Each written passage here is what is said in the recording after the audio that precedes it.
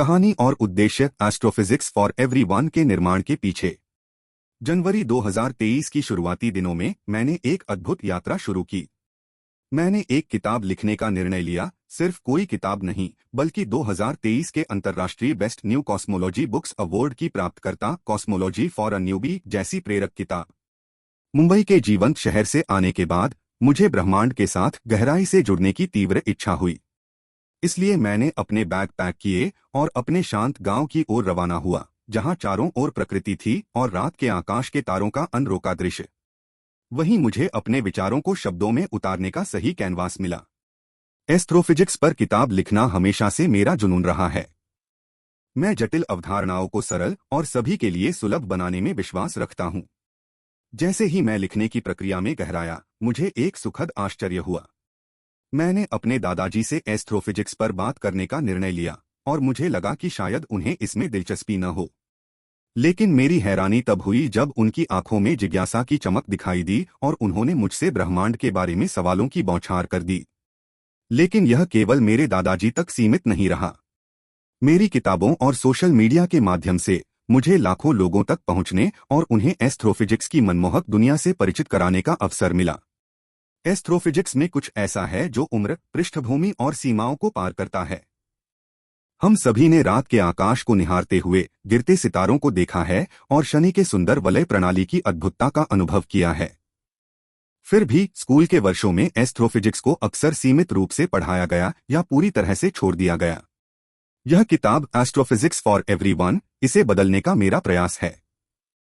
यह किताब कोई अकादमिक एस्ट्रोफिजिक्स की पाठ्यपुस्तक नहीं है।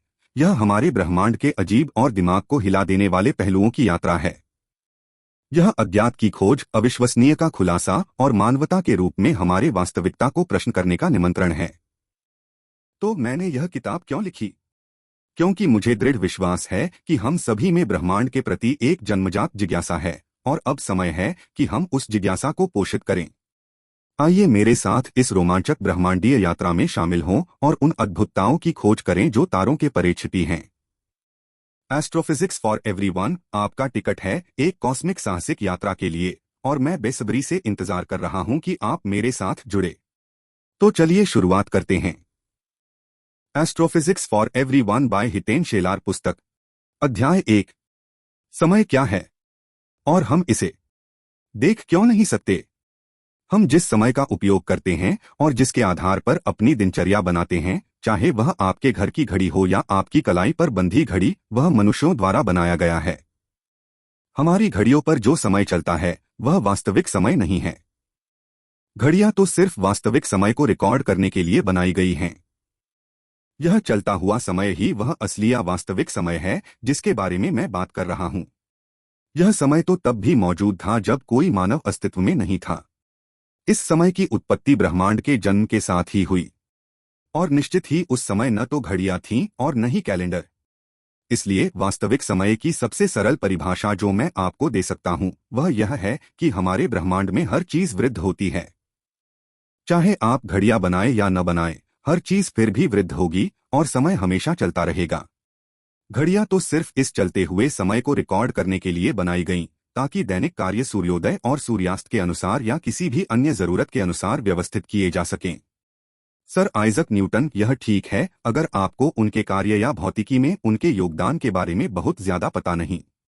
लेकिन एक बात मैं निश्चित रूप से कह सकता हूं कि हम सभी उन्हें इतिहास के सबसे महान वैज्ञानिकों में से एक मानते हैं। अब न्यूटन ने कहा था कि वास्तविक समय पूरे ब्रह्मांड में सभी के लिए एक समान चलता है, चाहे आप कहीं भी हों। अब आप कहेंगे कि यह तो बहुत स्पष्ट है।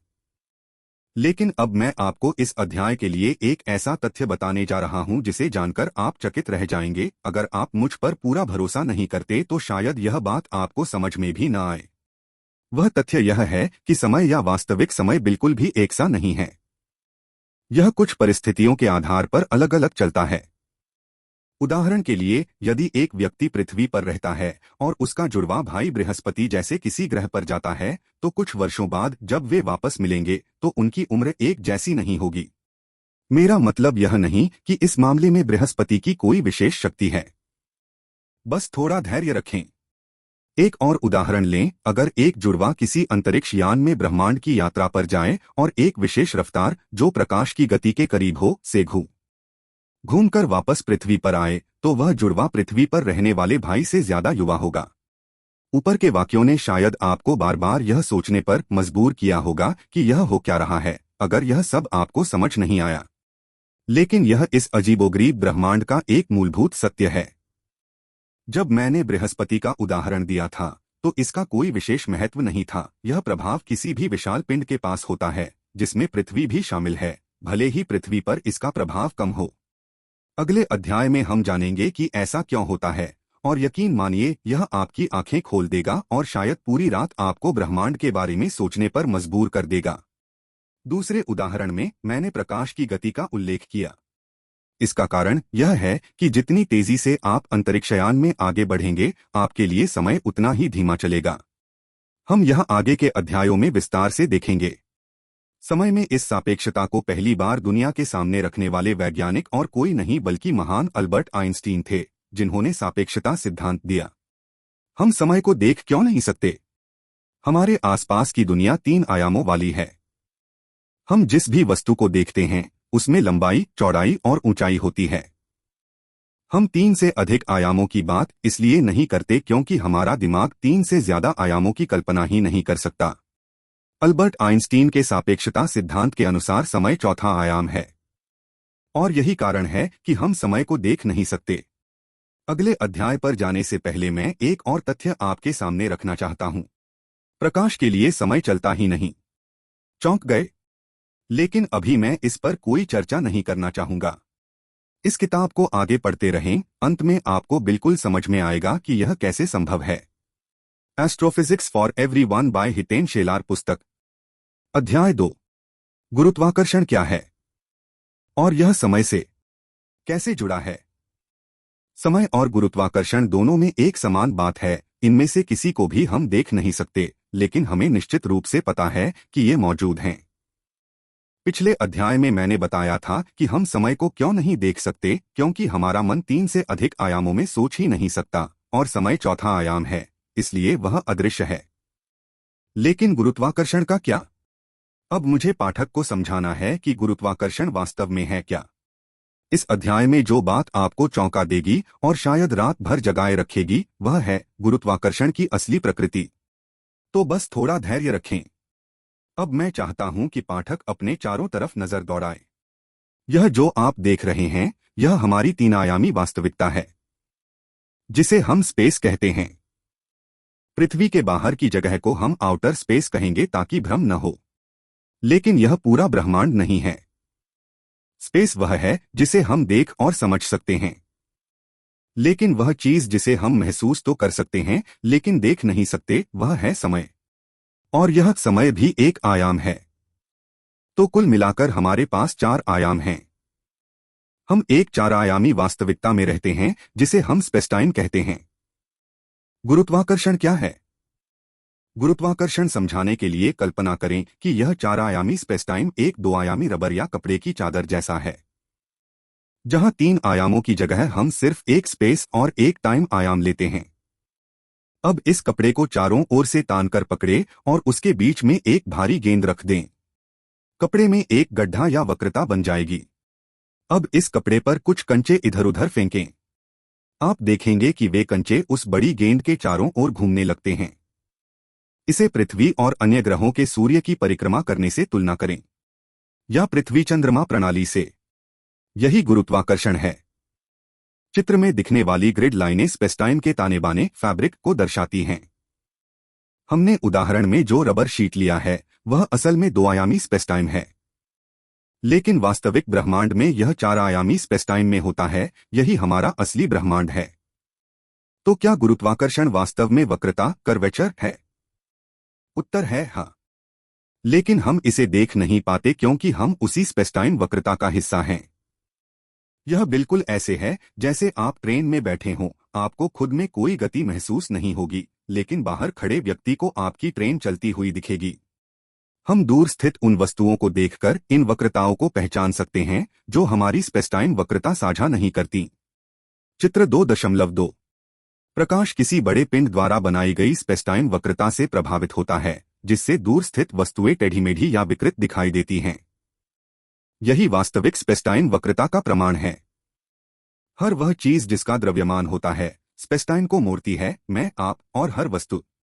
फर्क सिर्फ इतना है कि हमारा द्रव्यमान बहुत छोटा है, इसलिए हमारी बनाई वक्रता नगण्य है। लेकिन पृथ्वी और सूर्य जैसी बड़ी वस्तुएं इतनी बड़ी वक्रता बनाती हैं कि हम उसे गुरुत्वाकर्षण के रूप में महसूस करते हैं। गुरुत्वाकर्षण के लिए समय क्यों जरूरी है? उदाहरण में जो कंचों को बीच की गेंद की ओर खींच रहा था, वह था गेंद का वजन। गेंद का वजन इस बात का माप है कि गुरुत्वाकर्षण उसे कितनी ताकत से खींच रहा है, और यह उसके द्रव्यमान पर निर्भर करता है। हमारे उदाहरण में हम गुरुत्वाकर्षण को गुरुत्वाकर्षण से ही समझा रहे थे। यह सिर्फ समझने के लिए एक आसान तरीका था।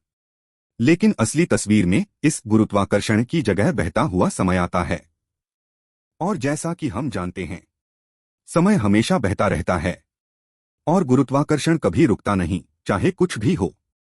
इस अध्याय की सबसे अद्भुत बात यह है कि गुरुत्वाकर्षण को तरंग, वेव के रूप में भी भेजा जा सकता है।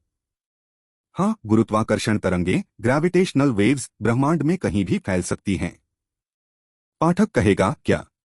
लेकिन चिंता मत करें, मैं इस पुस्तक में आगे इन सभी बातों पर विस्तार से चर्चा करने वाला हूं। अगले अध्याय में हम जानेंगे प्रकाश के लिए समय क्यों नहीं चलता। Astrophysics for everyone by Hiten Shelar पुस्तक। अध्याय 3। क्यों समय प्रकाश के लिए नहीं चलता? प्रकाश यानी वही चीज जिसकी मदद से आप यह पुस्तक पढ़ पा रहे हैं, एक विद्युत चुंबकीय तरंग है। कभी कभी यह कणों की तरह भी व्यवहार करती है। लेकिन इसमें विशेष क्या है? सिर्फ एक बात, जिस गति से यह यात्रा करती है। हम जानते हैं कि हमारा ब्रह्मांड आकार में अविश्वसनीय रूप से विशाल है, और इस ब्रह्मांड में आप जहां चाहे यात्रा कर सकते हैं। लेकिन क्या आप जानते हैं कि इस ब्रह्मांड में किसी भी वस्तु की गति पर एक सीमा है? मैं रॉकेट इंजनों की सीमाओं की बात नहीं कर रहा हूं, मैं ब्रह्मांड द्वारा निर्धारित मूलभूत सीमा की बात कर रहा हूं। ओह, क्या आपको पता भी था कि ऐसी कोई मूलभूत सीमाएं होती हैं? यही सीमाएं तय करती हैं कि भौतिकी वैसे क्यों काम करती है जैसी करती है।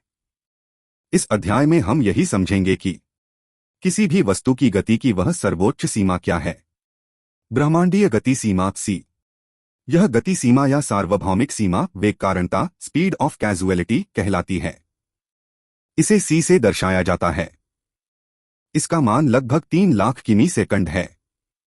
यही वह सबसे तेज गति है जो किसी भी वस्तु की अधिकतम गति हो सकती है। पाठक कह सकता है, मैं 3 लाख किमी सेकंड तक एक्सेलरेटर दबाऊंगा और इस सीमा को तोड़ दूंगा। पर यहीं ब्रह्मांड का विचित्र स्वभाव सामने आता है।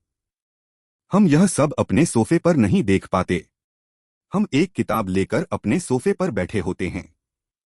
बहुत से लोग रात के आसमान में क्या घट रहा है यह देखने उठते तक नहीं। मुझे जनवरी 2021 का एक दिन याद है जब मैं मुंबई की अपनी छत पर था। उस दिन अनोखे मौसम पैटर्न के कारण भारत के सबसे प्रदूषित शहरों में से एक मुंबई में मैंने जीवन का सबसे साफ आसमान देखा। हमने उस शाम बुध ग्रह का अस्त होना भी देखा, जो मुंबई में लगभग असंभव है। उस दिन मैंने अपने मित्र को बुलाया, पर वह घर पर खाना खा रहा था और उसने मना कर दिया, और उसने वह मौका खो दिया। 2023 तक मैंने मुंबई में वैसा साफ आसमान फिर नहीं देखा। जैसा जॉन कीट्स ने कहा, सौंदर्य एक अनंत आनंद है। हम अपने सोफे पर बैठे बैठे आसपास की दुनिया को ही पूरा ब्रह्मांड समझ लेते हैं, जबकि ब्रह्मांड कहीं अधिक विचित्र है। अब वापस अपने अध्याय पर लौटते हैं। सी तक पहुंचना आसान क्यों नहीं? आपको याद होगा कि पिछले अध्याय में मैंने स्पेसटाइम समझाया था। अगर भूल गए हो तो पिछला अध्याय दोबारा देखें जहां स्पेसटाइम बोल्ड में लिखा है। हमारे द्वारा अब तक भेजा गया सबसे तेज रॉकेट भी सी के पास तक नहीं पहुंचता। लेकिन परमाणुओं और उपपरमाणविक कणों के लिए यह बहुत सामान्य है कि वे इस गति के पास पहुंच जाते हैं। अब प्रकाश के लिए समय क्यों नहीं चलता यह समझने से पहले आइए देखते हैं कि सी के पास पहुंचने पर क्या क्या होता है। जब गति सी के पास पहुंचती है तब होने वाले प्रभाव। एक, लंबाई का संकुचन, लेंथ कॉन्ट्रैक्शन। जो वस्तु सी के पास की गति से चलती है उसके लिए ब्रह्मांड की चीजें छोटी दिखाई देती हैं। उदाहरण, अगर आप 1 मीटर लंबी छड़ी देखें तो आपकी गति के अनुसार वह 1 मीटर से भी छोटी दिखेगी। जो लोग अंतरिक्षयान के बाहर हैं, बाहरी पर्यवेक्षक, वे आपके अंतरिक्षयान को भी लंबाई में सिकुड़ा हुआ देखेंगे। 2 समय विस्तार, टाइम डायलेशन। जैसे जैसे आप सी के पास पहुंचते हैं, आपके लिए यानी आपके वास्तविक समय के लिए घड़ी धीमी चलने लगती है। यही कारण है कि ट्विन पैराडॉक्स होता है। एक जुड़वा लगभग प्रकाश गति से यात्रा करता है, दूसरा पृथ्वी पर रहता है। वापसी पर दोनों की उम्र अलग होती है। और जैसे जैसे आप सी के करीब जाते हैं, समय और धीमा होता जाता है। और ठीक सी पर समय बिल्कुल नहीं चलता। 3 द्रव्यमान में वृद्धि, इंक्रीज ऑफ मास। जैसे जैसे गति बढ़ती है, बाहरी पर्यवेक्षकों के अनुसार आपका द्रव्यमान बढ़ता है। इसलिए सामान्य वस्तुएं प्रकाश जैसी गति से नहीं चल सकती, क्योंकि गति जितनी अधिक, द्रव्यमान उतना अधिक, और उन्हें धक्का देने के लिए उतनी अधिक ऊर्जा चाहिए। सी के बहुत निकट द्रव्यमान अनंत तक बढ़ जाता है। इसलिए केवल वे कण जो बिल्कुल बिना द्रव्यमान के होते हैं सी से चल सकते हैं, जैसे प्रकाश। अब निष्कर्ष पर आते हैं। मैं अध्याय यहीं समाप्त कर सकता हूं, लेकिन मैं करूंगा नहीं। प्रकाश वही गति रखता है जो सी है। प्रकाश ब्रह्मांड की सबसे तेज गति, कारणता की गति से चलता है। और जैसे हमने देखा, सी पर समय बिल्कुल नहीं चलता। इसलिए समय प्रकाश के लिए नहीं चलता। आप कह सकते हैं, लेकिन सूर्य से प्रकाश को हम तक आने में 8 मिनट लगते हैं। हाँ, हमारे लिए। लेकिन अगर आप उसी फोटॉन से पूछें तो वह कहेगा, मेरे लिए तो कोई समय बीता ही नहीं। एक और चौंकाने वाली बात, ऐसी तकनीक वार्प ड्राइव संभव है जिसमें हम प्रकाश से तेज यात्रा कर सकते हैं बिना वास्तव में प्रकाश से तेज चले। और एक जगह ब्रह्मांड में ऐसी भी है जहां पहुंचकर आपके लिए समय रुक जाएगा। हैरान करने वाला है ना? चलो अब आगे इन रहस्यों की गहराइयों में उतरते हैं। Astrophysics for everyone by Hiten Shelar पुस्तक, अध्याय 4, ब्रह्मांड की विचित्र अवस्थाएं, जिनका स्वभाव है चौंका देने वाला। अपने आसपास एक नजर डालिए। आपके सोफे, मेज, कप, किताब, ये सब कुछ उन चीजों से बना है जिन्हें हम अणु कहते हैं। और अणु बने होते हैं परमाणुओं से, हाइड्रोजन, कार्बन, ऑक्सीजन, नाइट्रोजन आदि। ये वही सामान्य परमाणु हैं जो समान सिद्धांतों पर काम करते हैं। लेकिन क्या आप कल्पना कर सकते हैं ऐसी पदार्थवस्था की जहां 1 चम्मच भर सामग्री का भार पूरा माउंट एवरेस्ट जितना हो? क्या इसे पदार्थ कहना भी ठीक है? क्योंकि यह सामान्य पदार्थ की तरह बिल्कुल भी व्यवहार नहीं करती। और हाँ, यह असल में मौजूद है। अब चलिए जानते हैं यह कैसा पदार्थ है। हम सब जानते हैं, या मैं चाहता हूं कि आप जानें, कि सूर्य कोई आग का गोला नहीं है। यह एक नाभिकीय रिएक्टर है जहां न्यूक्लियर ऊर्जा सूर्य को स्वयं के गुरुत्वाकर्षण के विरुद्ध टिकाए रखती है। जितना भारी और घना कोई पिंड होता है उतनी अधिक स्पेसटाइम की वक्रता पैदा करता है। अगर आप स्पेसटाइम भूल गए हो तो पेज 18 पर देखें। इसी वक्रता पर पूरा सौरमंडल निर्भर है। सूर्य के भीतर बन रही यही ऊर्जा उसके बाहरी हिस्सों को अंदर की ओर ढहने से बचाती है। बची हुई ऊर्जा पृथ्वी तक प्रकाश के रूप में पहुंचती है, जो पूरे दिन को रोशन करती है, मौसम चलाती है, पौधों को ऊर्जा देती है और जीवन को संभव बनाती है। और इसलिए सूर्य आग का गोला नहीं है। आग के लिए ऑक्सीजन चाहिए, और सूर्य में ऑक्सीजन जैसा दहन नहीं होता। अब लौटते हैं उस रहस्यमय पदार्थ की ओर जिसकी प्रकृति पूरी तरह अलग है। तारों का टग ऑफ वॉर, नाभिकीय ऊर्जा बनाम गुरुत्वाकर्षण। हर तारा सीमित ईंधन पर चलता है। जब यह ईंधन समाप्त होता है तब गुरुत्वाकर्षण जीत जाता है। गुरुत्वाकर्षण तारे को अंदर की ओर इतना दबाता है कि उसके सामान्य परमाणु टूटकर अजीब अवस्थाओं में बदल जाते हैं। अगर तारा हमारे सूर्य जितना द्रव्यमान रखता हो तो अंत में बनता है श्वेत बौना, व्हाइट ड्वार्फ। यह किसी भी सामान्य पदार्थ जैसा नहीं होता। श्वेत बौना पूरी तरह नए प्रकार की पदार्थवस्था से बना होता है। साधारण परमाणु में इलेक्ट्रॉन गैस नाभिक के चारों ओर होती है, लेकिन जब तारे का अत्यधिक गुरुत्वाकर्षण इन परमाणुओं को निचोड़ देता है, तब इलेक्ट्रॉन गैस अत्यंत उच्च दाब में बदल जाती है। इस दाब का एक सीमा होती है और यही सीमा तारे को और ढहने से रोकती है। लेकिन यदि तारा हमारे सूर्य से अधिक भारी हो तो उसका गुरुत्वाकर्षण इस अवस्था को भी कुचल देता है। तब बनता है न्यूट्रॉन तारा, न्यूट्रॉन स्टार। अब परमाणु न तो दिखाई देते हैं न इलेक्ट्रॉन। प्रोटॉन इलेक्ट्रॉनों को पकड़कर न्यूट्रॉन बना लेते हैं और साथ में निकलते हैं न्यूट्रिनो। न्यूट्रिनो इतने भूत से होते हैं कि किसी भी वस्तु से बिना टकराए निकल जाते हैं। अभी भी हर सेकंड खरबों न्यूट्रिनो आपके शरीर से गुजर रहे हैं और आपको पता भी नहीं। जब तारा न्यूट्रॉन तारा बनता है तब इसी प्रक्रिया में भयावह मात्रा में न्यूट्रिनो बनते हैं। तारे की गहनता के कारण ये न्यूट्रिनो अस्थायी रूप से फंस जाते हैं और बाहर निकलते समय तारे की ऊपरी परतों को उड़ा देते हैं। यह घटना कहलाती है सुपरनोवा। सुपरनोवा ब्रह्मांड की सबसे हिंसक और सबसे सुंदर घटनाओं में से एक। यदि पृथ्वी से सुरक्षित दूरी पर देखा जाए तो यह रात के आकाश को दिन जैसा चमका सकता है। मानवता पहले भी यह दृश्य देख चुकी है, जैसे प्रसिद्ध है SN 1054 सुपरनोवा। न्यूट्रॉन तारा एक चम्मच में माउंट एवरेस्ट। न्यूट्रॉन तारे की पदार्थवस्था पूरी तरह अविश्वसनीय है। यह लगभग शुद्ध न्यूट्रॉन गैस का बना होता है। इसका केवल एक चम्मच पदार्थ पृथ्वी पर लाया जाए तो उसका भार माउंट एवरेस्ट जितना होगा। श्वेत बौने और न्यूट्रॉन तारे दोनों की अवस्थाएं ऐसी हैं जिन्हें पृथ्वी पर लाना असंभव ही नहीं बल्कि कल्पना से परे है। जैसे किसी विज्ञान फिक्शन फिल्म में दिखाया गया रहस्यमयी शक्तिशाली पदार्थ, वैसा ही दिखेगा यह अजीब पदार्थ। जैसे जैसे आप ब्रह्मांड में आगे बढ़ते हैं, चीजें और विचित्र होती जाती हैं। आज लोग रेडियो एस्ट्रोनॉमी से ऐसे ब्रह्मांड को देख रहे हैं जो नग्न आंखों से कभी नहीं देखा जा सकता। कुछ लोग गुरुत्वाकर्षण तरंगों का उपयोग कर रहे हैं। कुछ पल्सारों की मदद से ब्रह्मांड के जन्मकाल तक झांक रहे हैं। जितना गहरा उतरते जाते हैं, ब्रह्मांड उतना ही अधिक विचित्र हो जाता है। लेकिन अगर तारा इससे भी ज्यादा भारी हो तो? अगर तारा इतना भारी हो कि वह न्यूट्रॉन तारे को भी ढहा दे, तब क्या बनता है? इसका उत्तर अगला अध्याय देगा। बस एक संकेत, अगर इस वस्तु का पदार्थ पृथ्वी पर मिल जाए तो यह किसी रहस्यमयी पोर्टल जैसा दिखेगा। पोर्टल? कहाँ का? क्यों? यह सब जानेंगे अगले अध्याय में। Astrophysics for everyone by Hiten Shelar पुस्तक।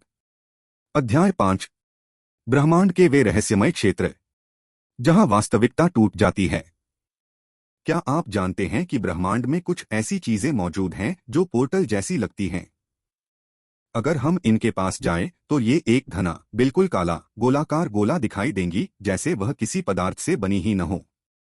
मैं इन्हें पोर्टल जैसा इसलिए कह रहा हूं क्योंकि ये अपने रास्ते में आने वाली हर वस्तु को निगल जाती हैं, और जो वस्तु इन द्वारा निगल ली जाती है उसके लिए ब्रह्मांड से कोई संदेश भेजना असंभव हो जाता है।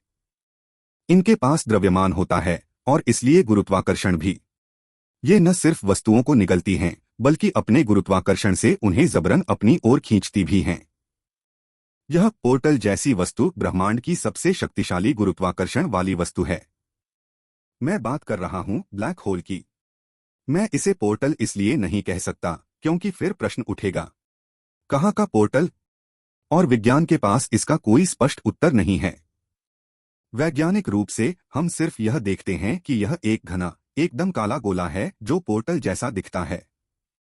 ब्लैक होल का गुरुत्वाकर्षण इतना अधिक होता है कि प्रकाश भी इससे नहीं बच सकता। प्रकाश स्पेसटाइम के साथ मुड़ता हुआ इसकी परिक्रमा करता है और अंत में इसमें समा जाता है। ब्लैक होल बनता कैसे है? पिछले अध्याय में हमने श्वेत बौने और न्यूट्रॉन तारे के बारे में बात की थी। लेकिन क्या होता है जब तारा इतना अधिक भारी होता है कि न्यूट्रॉन तारा और गुरुत्वाकर्षण के बीच की टग ऑफ वॉर में फिर से गुरुत्वाकर्षण जीत जाता है? तब हम एक ऐसे बिंदु पर पहुंचते हैं जहां सितारा इतना घना हो जाता है कि अब उसकी स्पेसटाइम पर प्रभाव को अनदेखा नहीं किया जा सकता। द्रव्यमान स्पेसटाइम को मोड़ता है, और जितना घना द्रव्यमान होगा उतनी ज्यादा स्पेसटाइम की वक्रता बनेगी। सूर्य जैसा तारा, एक सौर द्रव्यमान जिसकी त्रिज्या 6,96,340 किलोमीटर है, उसके ढहने पर बनने वाला श्वेत बौना मात्र 6,00012,000 किमी चौड़ा होगा। और 4 सौर द्रव्यमान वाले तारे से बनने वाला न्यूट्रॉन तारा केवल 10-15 किमी के दायरे में सिमट जाता है। यह घनत्व परिवर्तन अकल्पनीय है। अब सोचिए इतनी घनत्व पर स्पेसटाइम कितनी भयानक रूप से मुड़ेगा। स्पेसटाइम की सीमा और उसके बाद स्पेसटाइम पर तनाव डालने की एक सीमा होती है। जब यह सीमा पार हो जाती है तब जो बनता है वह है सिंगुलैरिटी, अनंत स्पेसटाइम वक्रता। और वहां पहुंचकर समय अपने अर्थ को खो देता है। वह टूट जाता है। वह चलना बंद कर देता है। हर सिंगुलैरिटी के चारों ओर एक त्रिआयामी काला सीमा क्षेत्र बनता है। यही सीमा है event horizon. Event horizon plus singularity. Black hole. कितना आश्चर्यजनक है कि हम स्पेसटाइम यानी अपनी वास्तविकता को ऐसे समझ रहे हैं जैसे यह कोई कागज की शीट हो। ब्लैक होल से बाहर निकलना असंभव क्यों है? जब हम रॉकेट अंतरिक्ष में भेजते हैं तो हमें उसे 11.2 किलोमीटर s की गति देनी पड़ती है। इससे कम गति हो तो रॉकेट पृथ्वी नहीं छोड़ सकता। इसी तरह ब्लैक होल के इवेंट होराइजन पर जिस गति की आवश्यकता होती है बाहर निकलने के लिए वह है प्रकाश की गति c 3 लाख किलोमीटर s। और क्योंकि कुछ भी प्रकाश से तेज नहीं चल सकता, इसीलिए इवेंट होराइजन को छूने वाली कोई भी वस्तु बाहर नहीं निकल सकती। और अब इस अध्याय का सबसे चौंकाने वाला तथ्य, इवेंट होराइजन पर समय आपके लिए रुक जाता है। सही सुना आपने। जैसे प्रकाश के लिए समय नहीं चलता, वैसे ही ब्लैक होल के इवेंट होराइजन पर आपके लिए समय ठहर जाएगा। यह ब्रह्मांड उन जगहों में से है जहां वास्तविकता टूट जाती है। Astrophysics for everyone by Hiten Shelar पुस्तक। अध्याय 6। ब्लैक होल पैरेलल यूनिवर्स तक जाने वाला एक पोर्टल। एक ब्लैक होल इवेंट होराइजन और सिंगुलैरिटी से मिलकर बना होता है। सिंगुलैरिटी की भौतिकी अब तक समझ नहीं आई है। इसके बारे में कई सिद्धांत मौजूद हैं, पर अभी तक कोई भी सिद्धांत प्रमाणित नहीं हुआ है। लेकिन हर वैज्ञानिक एक इंसान होने के नाते किसी न किसी सिद्धांत पर अधिक विश्वास करता है। मैं भी ऐसा ही करता हूं। सिंगुलैरिटी वह बिंदु है जहां समय अपना अर्थ खो देता है और वहां समय का कोई आयाम मौजूद नहीं रहता। उस बिंदु के आगे क्या है, इसके बारे में मैं इस पुस्तक में बाद में चर्चा करूंगा। जैसा कि मैंने बताया, ब्लैक होल के इवेंट होराइजन पर समय पूरी तरह रुक जाता है। अब इस अध्याय के रोचक तथ्य पर आते हैं। एक बार जब आप ब्लैक होल का इवेंट होराइजन पार कर जाते हैं, स्पेस समय बन जाता है और टाइम स्थान बन जाता है। यानी ब्लैक होल के अंदर स्पेस टाइम का उल्टा रूप बनता है, जिसे टाइम स्पेस कह सकते हैं। ब्लैक होल के अंदर बह चुका स्पेस टाइम फिर स्वयं को 3 आयामी वास्तविकता के रूप में प्रस्तुत करता है। इस तरह की टाइम स्पेस वास्तविकता में कोई व्यक्ति अतीत पास्ट तक भी देख सकता है। लेकिन चूंकि यह एक आसान स्तर की किताब है, इसलिए मैं इस विषय में गहराई में नहीं जाऊंगा। अब सोचिए क्या हो अगर हमारे ब्रह्मांड की तरह ही और भी कई ब्रह्मांड एक बड़े क्षेत्र में मौजूद हों, जिसे मल्टीवर्स कहते हैं। हाँ, हमारा यूनिवर्स मल्टीवर्स में मौजूद अनेक यूनिवर्सिटीज में से एक हो सकता है। मल्टीवर्स का विचार प्राचीन भारतीय और चीनी साहित्य तक जाता है। अब कल्पना कीजिए कि मल्टीवर्स के किसी और यूनिवर्स में भी ब्लैक होल मौजूद हैं। और अब नीचे दिए गए चित्र के अनुसार कल्पना कीजिए कि हमारे यूनिवर्स के किसी ब्लैक होल की सिंगुलैरिटी किसी अन्य यूनिवर्स के ब्लैक होल की सिंगुलैरिटी से जुड़ जाए। इन दोनों अलग अलग यूनिवर्सिटीज के ब्लैक होलों की सिंगुलैरिटीज को जोड़कर हम एक तरह की सुरंग बना देते हैं, यूनिवर्स से यूनिवर्स जाने की सुरंग। क्या यह अद्भुत नहीं है? इस सुरंग को वर्म होल कहा जाता है। लेकिन ऐसी इंटरस्टेलर यात्रा को सुरक्षित बनाने के लिए हमें यह सुनिश्चित करना होगा कि जिस यूनिवर्स में हम यात्रा कर रहे हैं वहां के भौतिक नियम हमारे जैसे ही हों, जरा सी भी गलती नहीं चल सकती। क्योंकि हमारे यूनिवर्स में जो मैटर एनर्जी के रूप में मौजूद है, उसका अस्तित्व वहां तभी टिक पाएगा जब वहां के नियम उसके लिए अनुकूल हों। उदाहरण के लिए, किसी और यूनिवर्स में समय उल्टा भी चल सकता है, पाई का मान अलग हो सकता है, या वहां 3 स्थानिक आयाम और 2 समय आयाम हो सकते हैं। वहां कुछ भी संभव है। इसलिए इंटर यूनिवर्स यात्रा को सुरक्षित बनाने के लिए दूसरे यूनिवर्सिटीज की फिजिक्स हमारे जैसी होना आवश्यक है। इस अध्याय में कई रोचक बातें हैं, लेकिन एक और विचार लेते हैं। मान लीजिए मैं आपको एक कागज का टुकड़ा एक एंटिटी के रूप में नष्ट करने को कहूं। आप कागज को फाड़ेंगे, जलाएंगे, लेकिन अंत में आप वास्तव में उसे नष्ट नहीं करते, आप केवल उसके टुकड़े पार्टिकल्स के रूप में उसे बदलते हैं। लेकिन अगर आप उसी कागज को ब्लैक होल में फेंक दें, तो इस ब्रह्मांड में उस कागज की केवल दो जानकारियां ही बचेंगी, उसका द्रव्यमान मास और उसका विद्युत आवेश चार्ज। बाकी सब जानकारी ब्लैक होल का हिस्सा बन जाती है। जो भी ब्लैक होल में प्रवेश करता है वह उसका हिस्सा बन जाता है।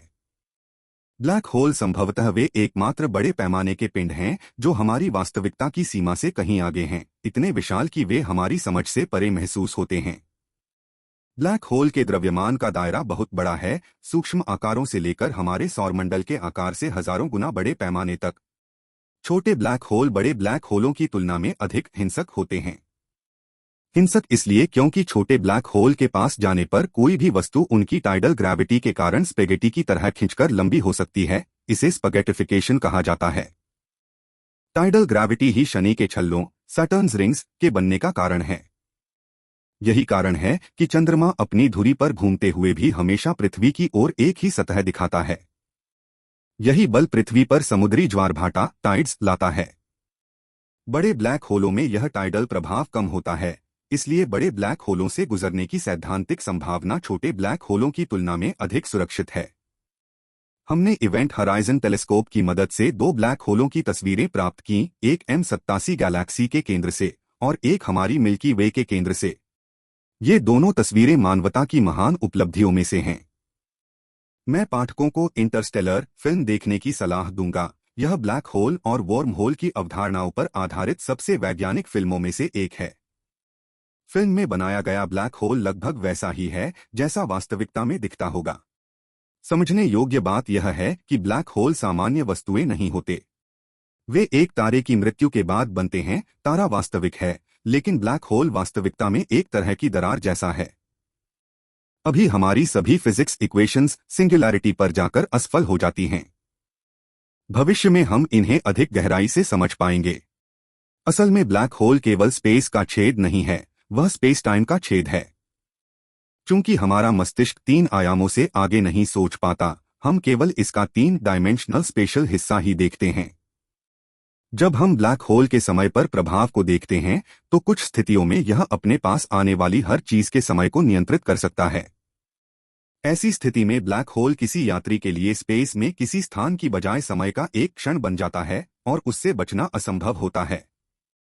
मेरी पुस्तक एस्ट्रोफिजिक्स फॉर नॉन मैथमेटिशियंस में इस यात्रा को विस्तार से समझाया गया है।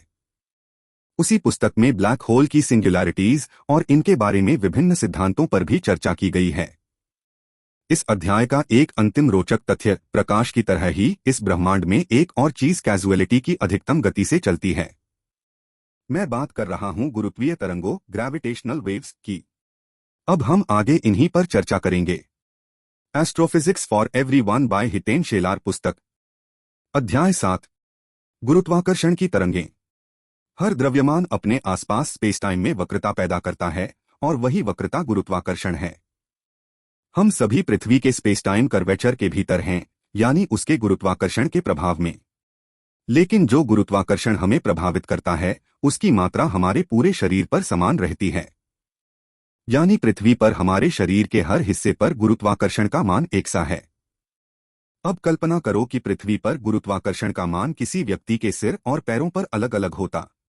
ऐसी स्थिति में व्यक्ति के पैर उसके सिर की तुलना में अधिक खींचे जाते और उसका शरीर गुरुत्वाकर्षण के कारण खींचने लगता। हालांकि पृथ्वी का गुरुत्वाकर्षण बहुत ही स्मूथ है, इसलिए बुर्ज खलीफा 2023 तक की सबसे ऊंची इमारत के दोनों सिरों पर भी गुरुत्वाकर्षण में कोई अंतर नहीं होता। यहां तक कि जब आप 40,000 फीट की ऊंचाई पर हवाई जहाज में यात्रा करते हैं, तब भी गुरुत्वाकर्षण जमीन की तुलना में 99.9% वैसा ही रहता है। लेकिन जब हम चांद जैसे बड़े और भारी पिंडों की बात करते हैं, तब एक हिस्से और दूसरे हिस्से पर गुरुत्वाकर्षण में अंतर दिखाई देता है। यही कारण है कि चांद हमेशा हमें अपनी एक ही तरफ दिखाता है और दूसरी तरफ नहीं। इस प्रभाव को टाइडल ग्रेविटी कहा जाता है। टाइडल फोर्स किन बातों पर निर्भर करता है? जैसे इन्फ्लुएंसर पिंड की मास एनर्जी डेंसिटी, प्रभावित होने वाले पिंड की दूरी और उसका आकार। यह अध्याय गुरुत्वाकर्षण की तरंगों पर है। मैंने टाइडल ग्रेविटी का उल्लेख इसलिए किया क्योंकि ग्रेविटेशनल वेव्स भी वस्तुओं को टाइडल ग्रेविटी की तरह प्रभावित करती हैं। लेकिन ये गुरुत्वाकर्षण की तरंगें आखिर हैं क्या? आइए आगे समझते हैं। इस पूरी किताब में जब भी हमने गुरुत्वाकर्षण की बात की, स्पेस टाइम को ध्यान में रखा, क्योंकि गुरुत्वाकर्षण खुद स्पेस टाइम की वक्रता है।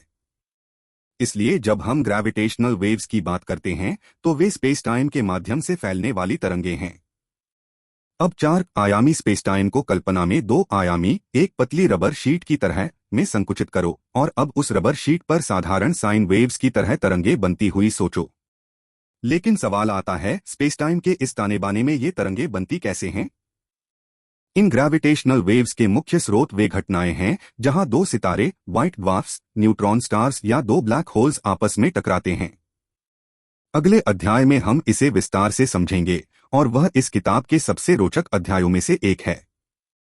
ये गुरुत्वाकर्षण तरंगें इतनी विशाल होती हैं कि सामान्य दैनिक वस्तुओं पर इनका प्रभाव महसूस नहीं किया जा सकता, लेकिन विशेष उपकरणों की मदद से हम इन्हें दर्ज कर सकते हैं। इस उपकरण का नाम है लीगो। इसकी बाहें एल आकार की होती हैं और इसके माध्यम से हमने ब्रह्मांड से गुजरने वाली कई ग्रेविटेशनल वेव्स को दर्ज किया है। हम पुल्सर टाइमिंग अरेज (PTAs) का भी उपयोग करते हैं, जो और भी बड़ी तरंगों को पकड़ते हैं जिनका स्रोत अभी भी अज्ञात है। अभी तक अक्टूबर 2023 तक PTA द्वारा केवल एक बड़ा ग्रेविटेशनल वेव संकेत दर्ज किया गया है। ये तरंगें अपने स्रोत के बारे में बहुत सी जानकारी लीक करती हैं, जैसे टकराते न्यूट्रॉन स्टार्स, ब्लैक होल्स आदि की जानकारी। यहाँ तक कि ब्रह्मांड के जन्म के तुरंत बाद बनी ग्रेविटेशनल वेव्स हमें हमारे यूनिवर्स के अतीत के बारे में अविश्वसनीय जानकारी दे सकती हैं, थ्योरीज को पुष्टि भी दे सकती हैं और हमारे फिजिक्स की समझ को दोबारा लिख भी सकती हैं। अब तक हमने ब्रह्मांड के बारे में लगभग सारी जानकारी एक ही स्रोत से पाई है, प्रकाश। हमने तारों की संरचना जानी, एक्सोप्लैनेट्स खोजे, 2 सुपरमासिव ब्लैक होल्स की तस्वीरें लीं, ब्रह्मांड के विस्तार का पता लगाया, सब कुछ प्रकाश के माध्यम से। लेकिन ग्रेविटेशनल वेव्स भी प्रकाश की तरह स्पीड ऑफ कैजुअलिटी यानी ब्रह्मांड की अधिकतम गति से यात्रा करती हैं। लीगो द्वारा ग्रेविटेशनल वेव्स की पहली पुष्टि ने एस्ट्रोनॉमी की एक नई शाखा जन्म दी, ग्रेविटेशनल वेव एस्ट्रोनॉमी, जिसने ब्रह्मांड को देखने का एक बिल्कुल नया तरीका खोल दिया है। इस अध्याय की रोचक बात यह है कि एक दूरबीन गुरुत्वाकर्षण की मदद से भी बनाई जा सकती है। क्या? हाँ, इस किताब में आगे यह भी समझाया गया है।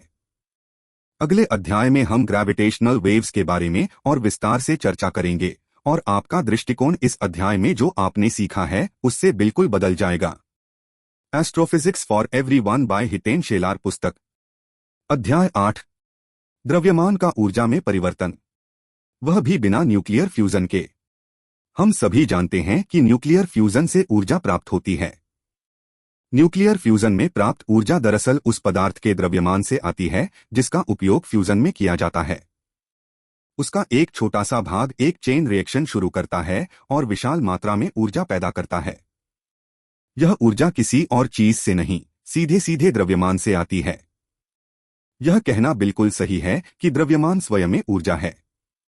जब हम रोजमर्रा की जिंदगी में या विज्ञान में ऊर्जा की बात करते हैं, हम काम करने की क्षमता की बात कर रहे होते हैं कि कोई सिस्टम कितने जूल ऊर्जा से कितना काम कर सकता है। लेकिन क्या आप जानते हैं कि जिसे हम किलोग्राम में मापते हैं वह द्रव्यमान असल में ऊर्जा का रूप है?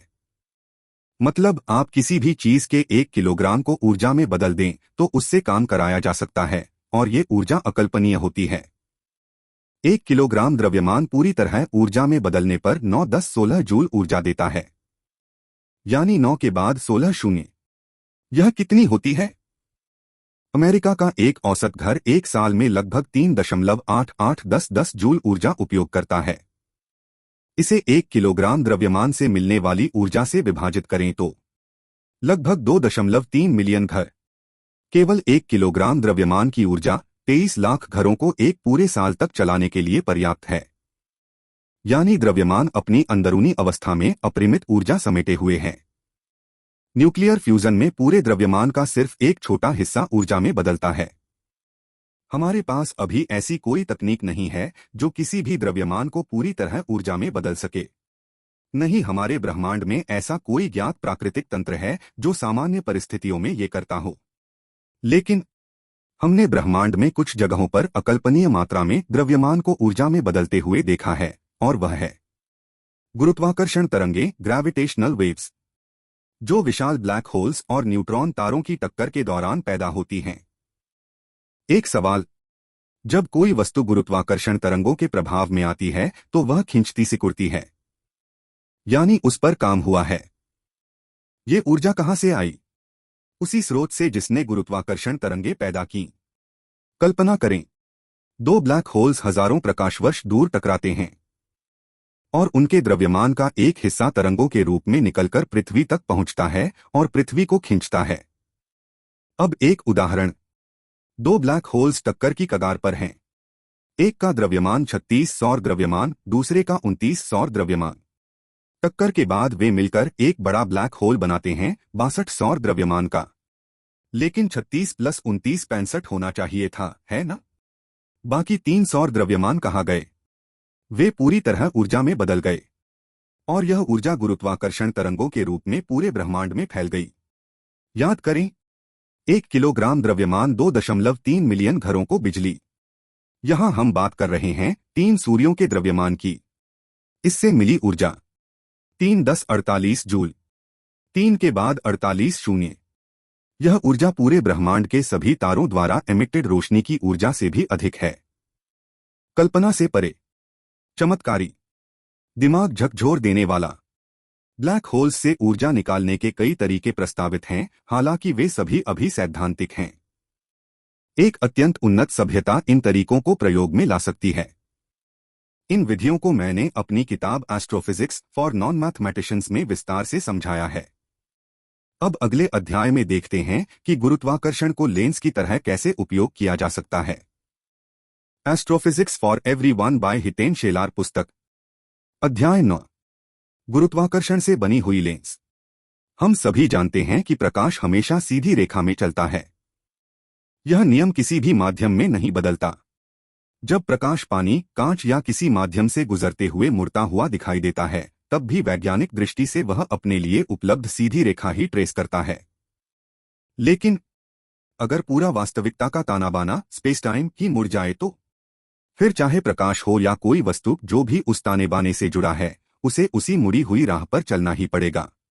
पृथ्वी का द्रव्यमान इतना है कि वह स्पेस टाइम को इतना मोड़ सके कि हमें गुरुत्वाकर्षण महसूस हो, लेकिन यह वक्रता प्रकाश को मोड़ने के लिए पर्याप्त नहीं है। नीचे दिखाए गए उदाहरण में स्पेस टाइम कर्वेचर के कारण प्रकाश के मुड़ने का चित्रण है।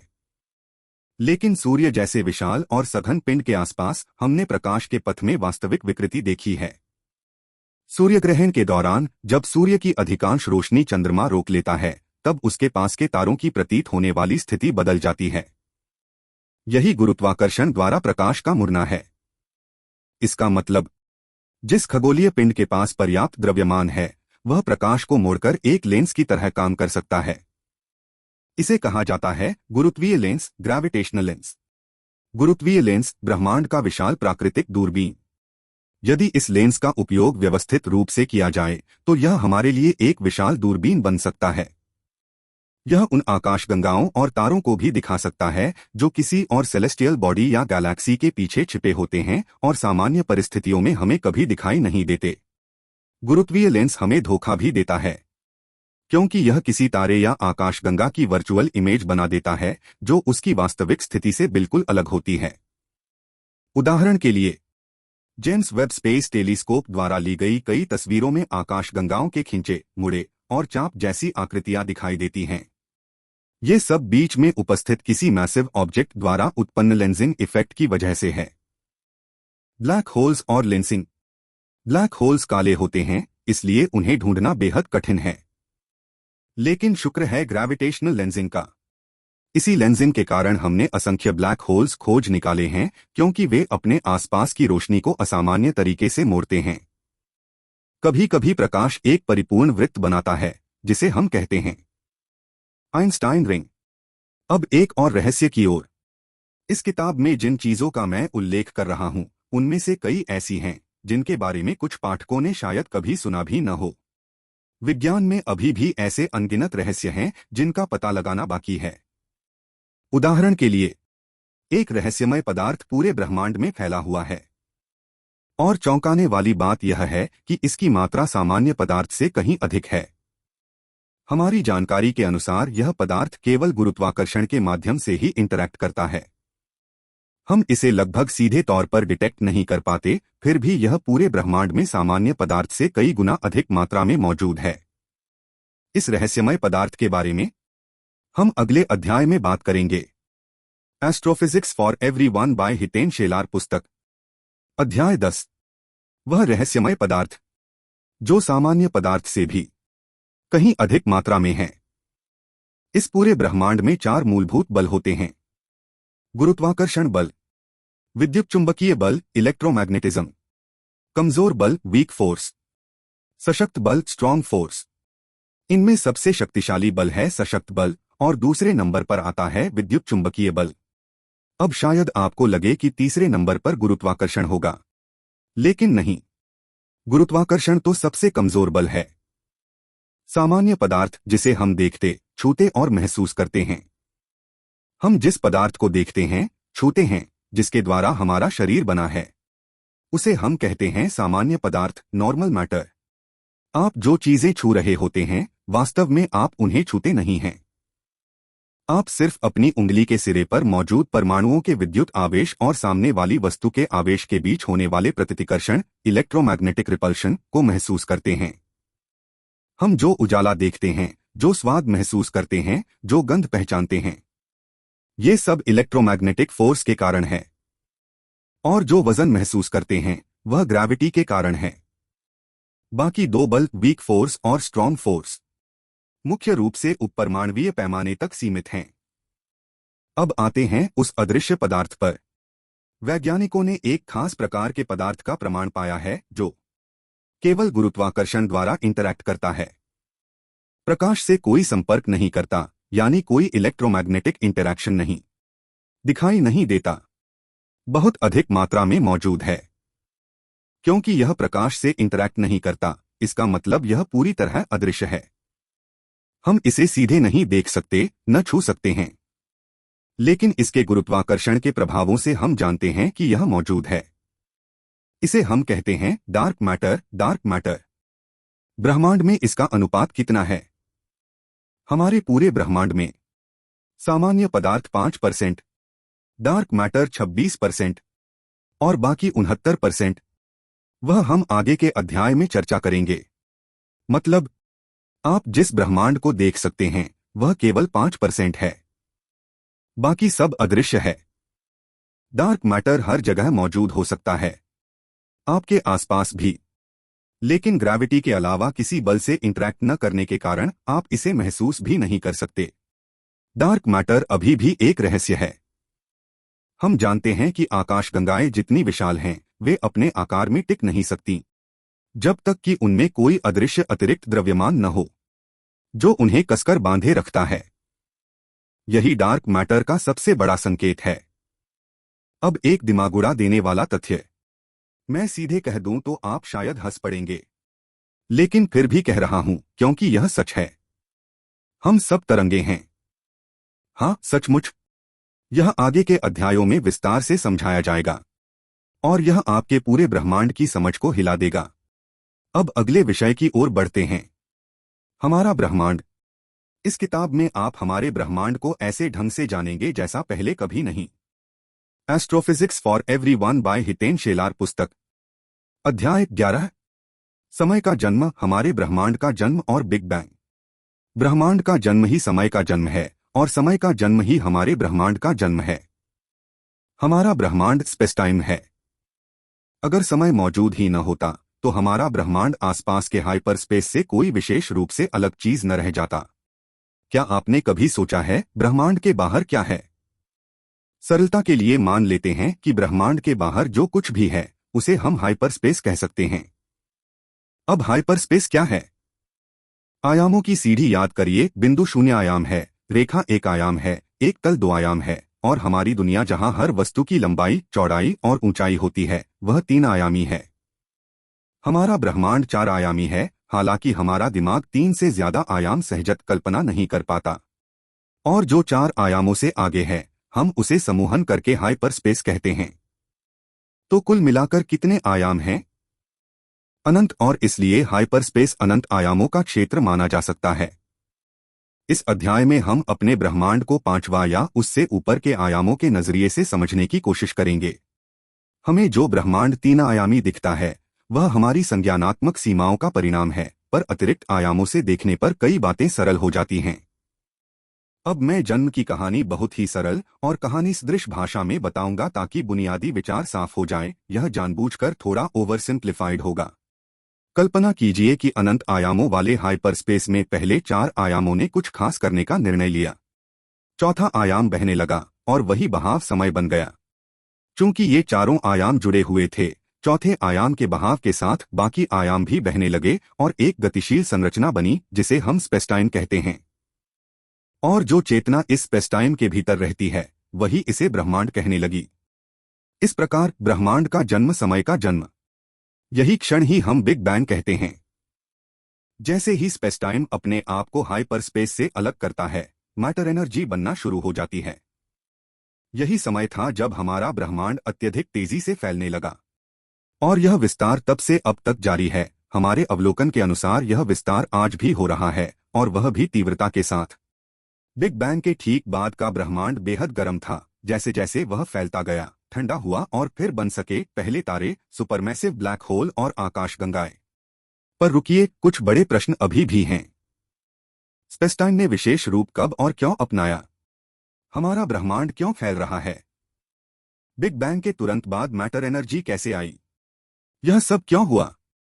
ये मानवीय प्रश्न हैं, और इनका उत्तर पाने के लिए हमें कुछ नई सैद्धांतिक सोच की जरूरत होगी। शायद ऐसी कल्पनाएं जो सुनने में फिल्मों जैसी लगें, पर जिनमें क्वांटम भौतिकी की भूमिका होगी। डॉक्टर रिचर्ड फेनमैन ने कहा था, यदि आप किसी चीज को सरल शब्दों में समझा नहीं सकते तो आप उसे समझते नहीं। और मैं भी पूरी कोशिश करूंगा कि हर बात आपको सबसे सरल भाषा में समझा सकूं। इसलिए इस किताब का क्वांटम भाग गणित से भरे व्याख्यान जैसा नहीं होगा, वह कल्पनात्मक पर तथ्यात्मक होगा, ताकि गणित न पसंद करने वाला पाठक भी इसे समझ सके। मेरा लक्ष्य है कि हर पाठक को एक कॉस्मिक परिप्रेक्ष्य मिले जो बताए कि चेतना रूपी हमारी क्या अहमियत है और जीवन के बारे में क्या उपदेश मिलता है। क्वांटम भौतिकी में जाने से पहले इस ब्रह्मांड के बारे में दो और दिलचस्प विषय हैं जिन्हें मैं आगे इस किताब में साझा करना चाहूंगा। आगे बढ़ते हैं। Astrophysics for everyone by Hiten Shelar पुस्तक। अध्याय 12। हमारे ब्रह्मांड की सीमा कितनी दूर है और उसका केंद्र कहाँ है? धीमी, जिज्ञासापूर्ण आवाज में। मुझे पता है कि ऐसी चीज पर विश्वास करना मुश्किल है जिसे हम देख नहीं सकते। हम समय को नहीं देख सकते, लेकिन मान लेते हैं कि वह मौजूद है। लेकिन समस्या तब होती है जब हम स्पेस और टाइम को अलग अलग देखते हैं, जबकि सच्चाई यह है कि वे दोनों मिलकर स्पेस टाइम बनाते हैं। हम समय और स्थान को अलग अलग देखते हैं, इसी वजह से हम ज्यादातर गलत प्रश्न पूछते रहते हैं और फिर उन्हीं के गलत उत्तर खोजते हैं। हमारा ब्रह्मांड सिर्फ स्थान नहीं है, यह सिर्फ समय नहीं है, यह है space plus time, space time.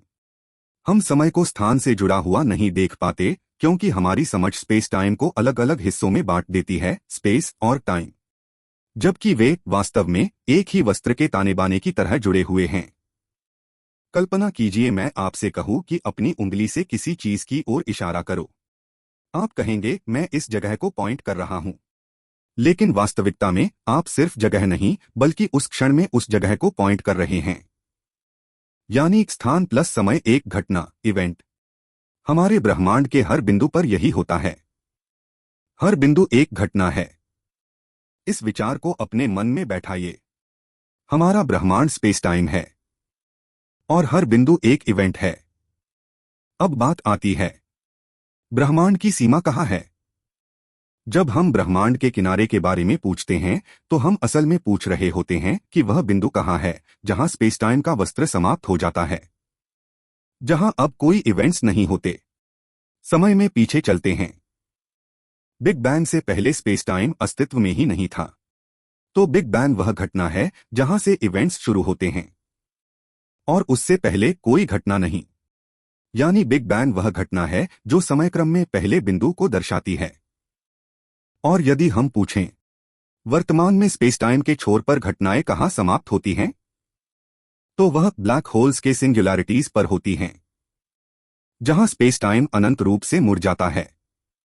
और भविष्य में एक सिद्धांत है, बिग क्रंच सिद्धांत, कि ब्रह्मांड का फैलाव एक दिन उलट जाएगा और सब वापस ढह जाएगा। यदि ऐसा होता है तो बिग क्रंच भी बिग बैंग की तरह एक घटना होगी, लेकिन समयक्रम में आखिरी घटना।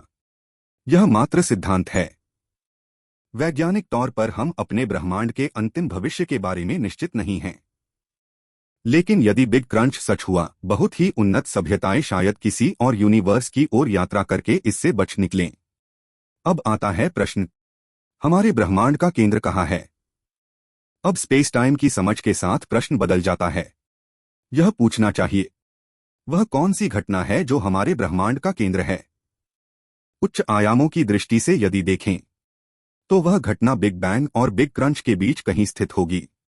यदि बिग क्रंच मान लिया जाए कि सच है, हमें नहीं पता वह घटना क्या है, लेकिन यदि कोई केंद्र है तो वह स्पेस टाइम में किसी घटना का बिंदु होगा, न कि कोई भौतिक स्थान।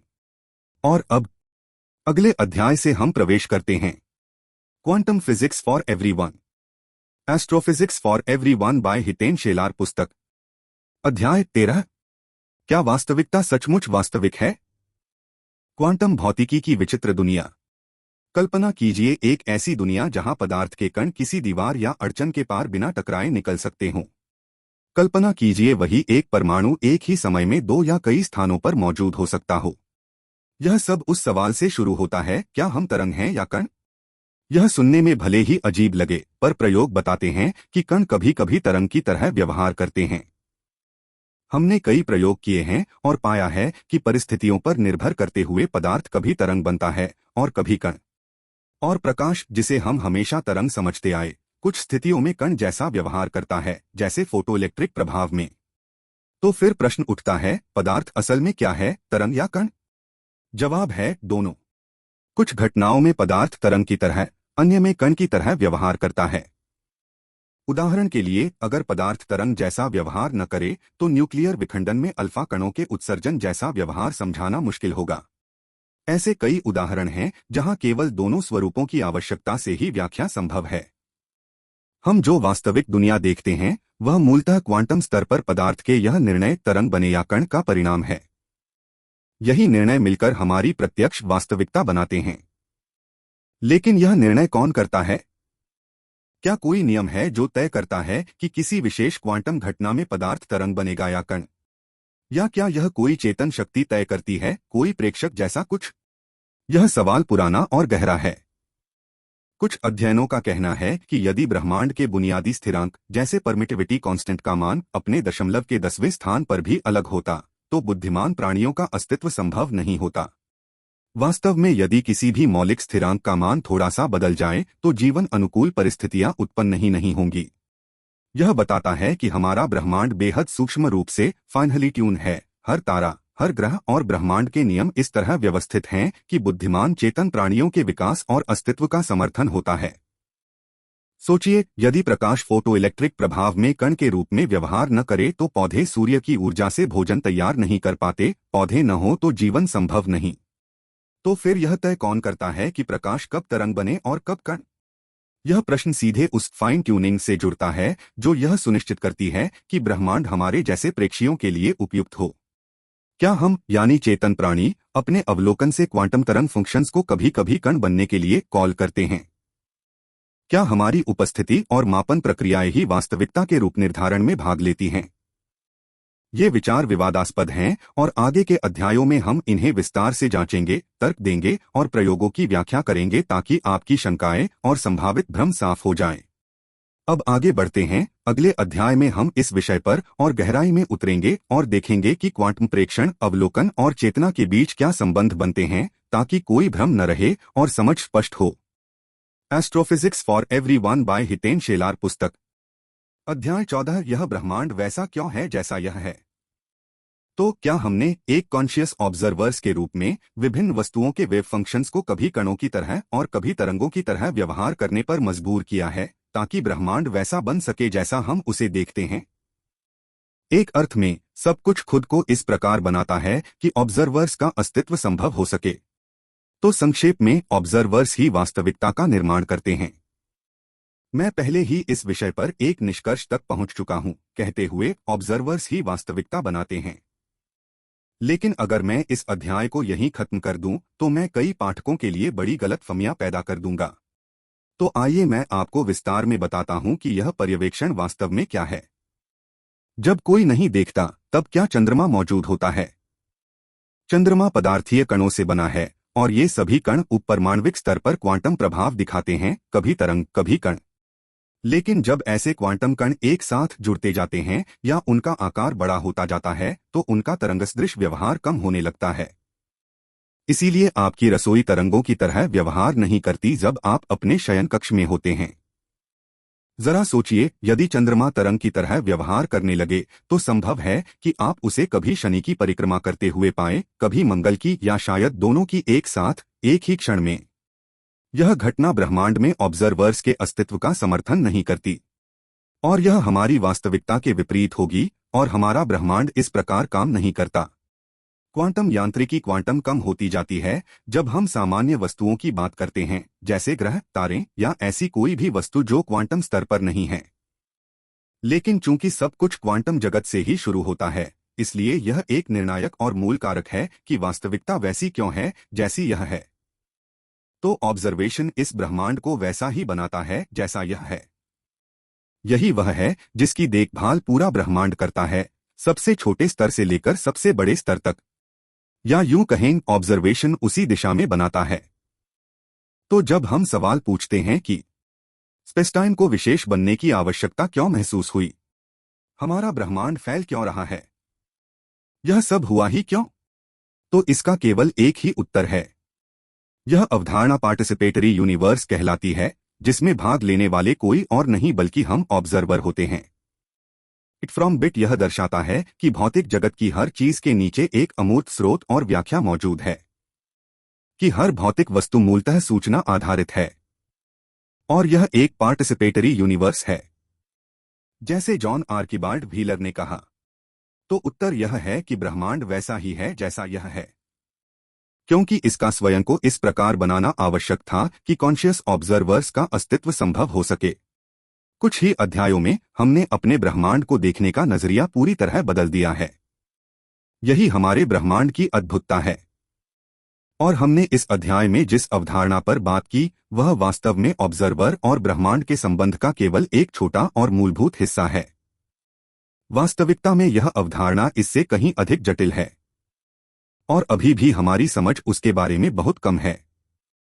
Astrophysics for everyone by Hiten Shelar पुस्तक, अध्याय 15। ब्रह्मांड में मौजूद हर प्रणाली द्वारा माने जाने वाले नियम।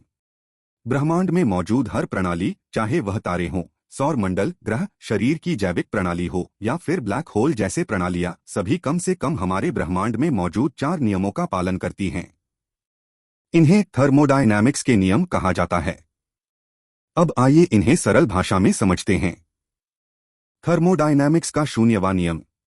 जब 3 वस्तुएं अलग अलग तापमान पर एक दूसरे के संपर्क में आती हैं, तो समय के साथ सब मिलकर एक समान तापमान प्राप्त कर लेती हैं। जितना सरल सुनाई देता है, उतना ही गहरा यह सिद्धांत है। थर्मोडायनामिक्स का पहला नियम। यह नियम कहता है कि बिग बैंग के समय जितना द्रव्य ऊर्जा, मास एनर्जी, उत्पन्न हुई थी, वही पूरी ऊर्जा संपत्ति इस ब्रह्मांड में उपलब्ध है। इसे न बढ़ाया जा सकता है न घटाया, यह हमेशा स्थिर रहती है। थर्मोडायनामिक्स का दूसरा नियम। ब्रह्मांड में किसी भी प्रणाली द्वारा समय के साथ पैदा की गई इंफॉर्मेशन, जो किसी फिजिक्स के नियम से समर्थित हो, हमेशा बढ़ती है। अगर यह सुनकर आपको जरा उलझन हुई है, कोई बात नहीं, नीचे दिया गया स्पष्टीकरण सुनिए। थर्मोडायनामिक्स का दूसरा नियम कहता है कि ऐसी कोई इंजन नहीं हो सकता जो बिना आवाज किए चलता रहे। यह भी कहता है कि एक ऐसा यांत्रिक तंत्र जो अपने आप हमेशा चलता रहे, यानी एक शाश्वत मशीन, ब्रह्मांड में संभव नहीं है। उदाहरण के लिए कल्पना कीजिए एक पानी के पहिए की, जिसके साथ बाल्टियां जुड़ी हुई हैं, और 2 जलाशय हैं, एक ऊपर एक नीचे। जब भरी हुई बाल्टी पहिए को घुमाती है, अगली बाल्टी नीचे वाले जलाशय से पानी भर लेती है, और ऊपरी जलाशय में पानी वापस जाता रहता है। यह दृश्य देखने में एक सदैव चलने वाला पहिया लगता है, लेकिन वास्तविकता में जब भी बाल्टी पानी में डूबती है वह घर्षण पैदा करती है। यह घर्षण इस तंत्र की शाश्वतता नष्ट कर देता है। इस प्रकार थर्मोडायनामिक्स का दूसरा नियम फिर खुद को सत्य सिद्ध करता है। इसी नियम की वजह से ब्रह्मांड में हर चीज वृद्ध होती है, चाहे वो मानव शरीर हो या तारे।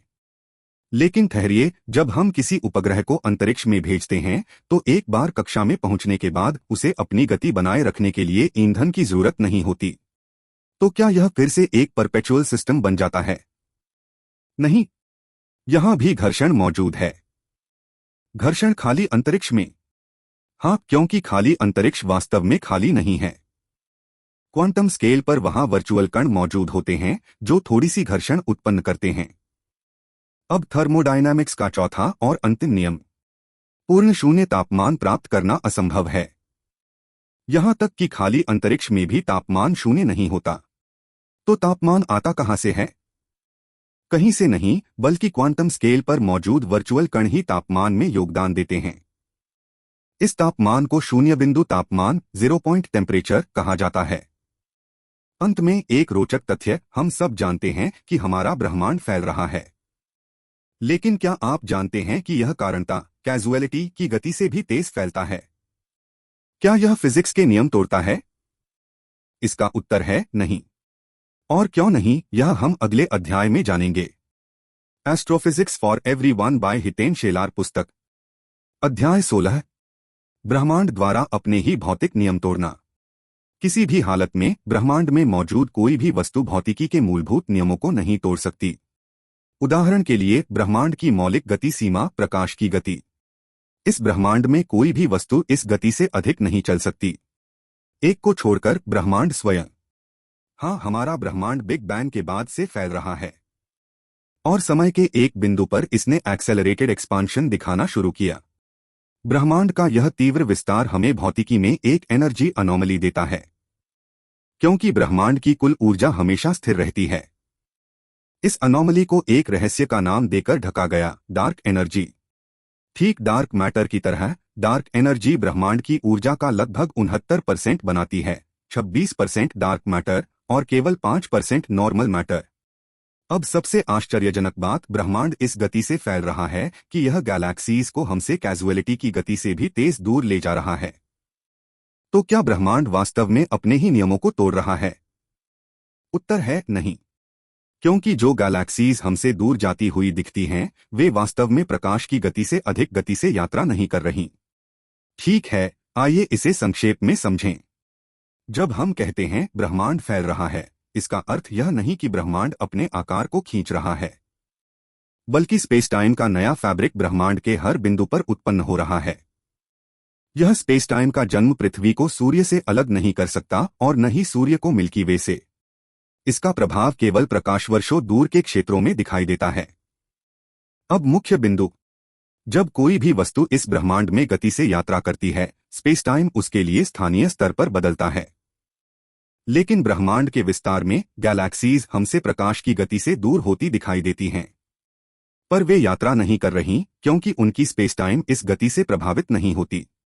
वे केवल हमसे दूर स्थित होती जा रही हैं, क्योंकि हमारे और उनके बीच नया स्पेस-टाइम बनता जा रहा है। इसलिए इस ब्रह्मांड में किसी वस्तु ने और न ही कभी कर सकती है प्रकाश की गति से अधिक गति से यात्रा। लेकिन अब हमारे पास ऐसे रीजन हैं जो एक दूसरे से प्रकाश की गति से भी अधिक सेपरेशन दिखाते हैं। तो यदि ब्रह्मांड की वस्तुएं नियम नहीं तोड़ रही, क्या स्वयं ब्रह्मांड अपने नियम तोड़ रहा है? उत्तर है हाँ, लेकिन यह बिल्कुल स्वीकार्य है, क्योंकि भौतिकी के नियम ब्रह्मांड के भीतर लागू होते हैं और ब्रह्मांड स्वयं उन नियमों के बाहर स्थित है। इसलिए ब्रह्मांड के भीतर कुछ भी भौतिकी के नियम नहीं तोड़ सकता, पर ब्रह्मांड स्वयं कर सकता है। Astrophysics for everyone by Hiten Shelar पुस्तक, अध्याय 17, एक ग्रेविटी ट्रैक्टर किसी एस्टेरॉयड को उसकी कक्षा से कैसे हटाता है। मान लीजिए एक एस्टेरॉयड जो कि एक फुटबॉल ग्राउंड से भी बड़ा है, हमारी ओर बढ़ रहा है। क्या इसका मतलब है कि दुनिया का अंत निकट है?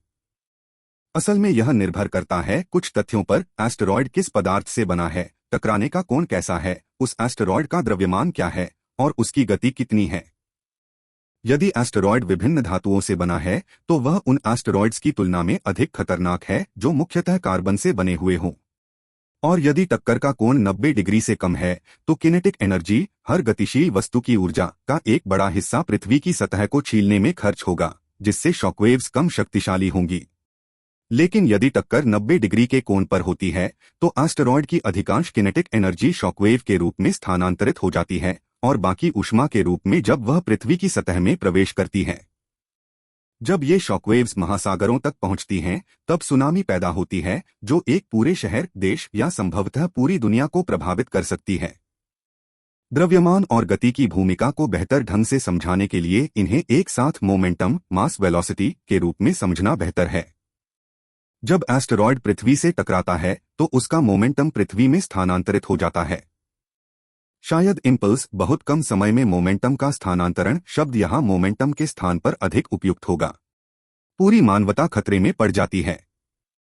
ऐसे एस्टेरॉयड्स का खतरा हमेशा बना रहता है, भले ही संभावना कम हो, लेकिन कभी भी हो सकता है या भविष्य में अवश्य होगा।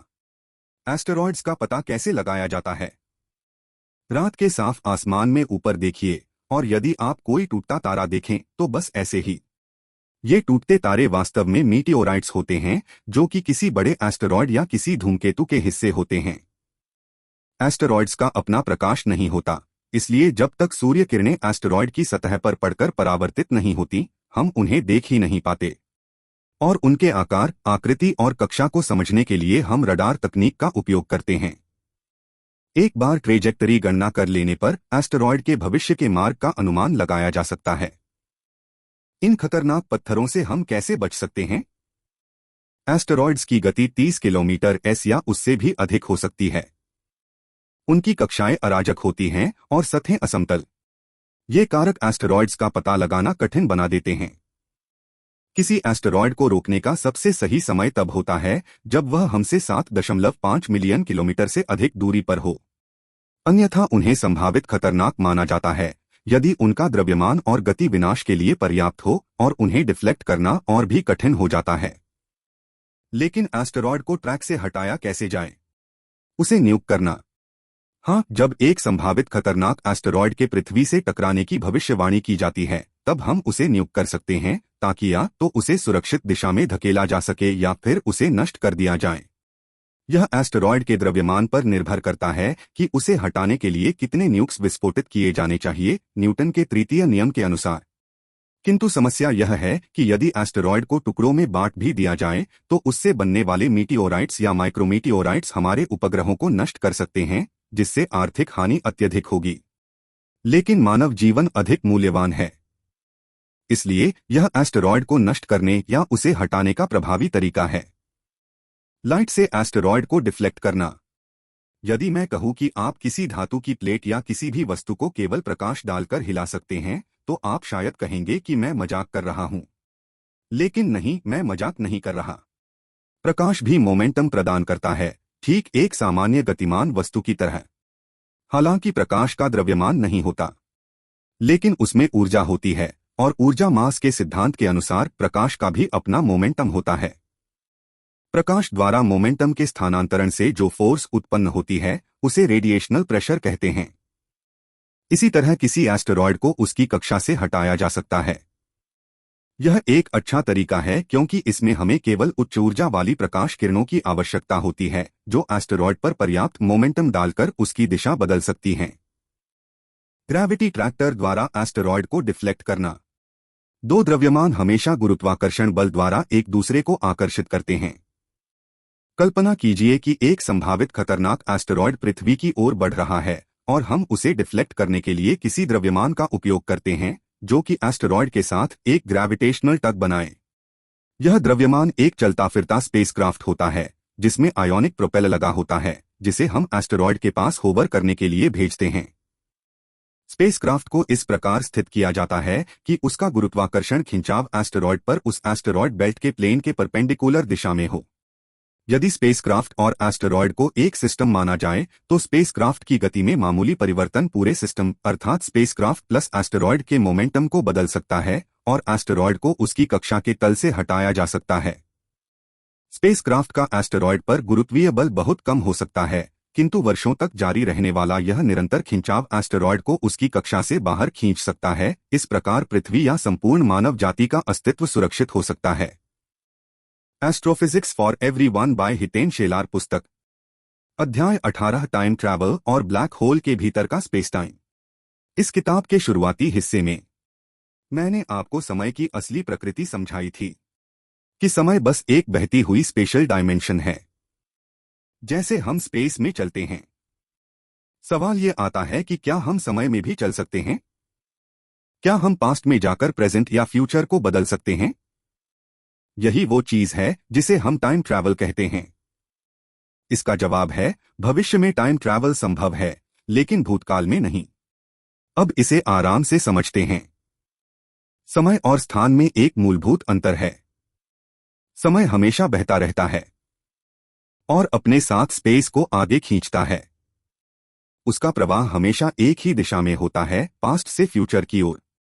यही समय की टाइम लेक नेचर है। और हमारी 3D दुनिया में चलने की क्षमता स्पेस लेक नेचर कहलाती है। अब सवाल, भविष्य में टाइम ट्रैवल कैसे होता है? मान लीजिए कोई ब्लैक होल के करीब जाता है।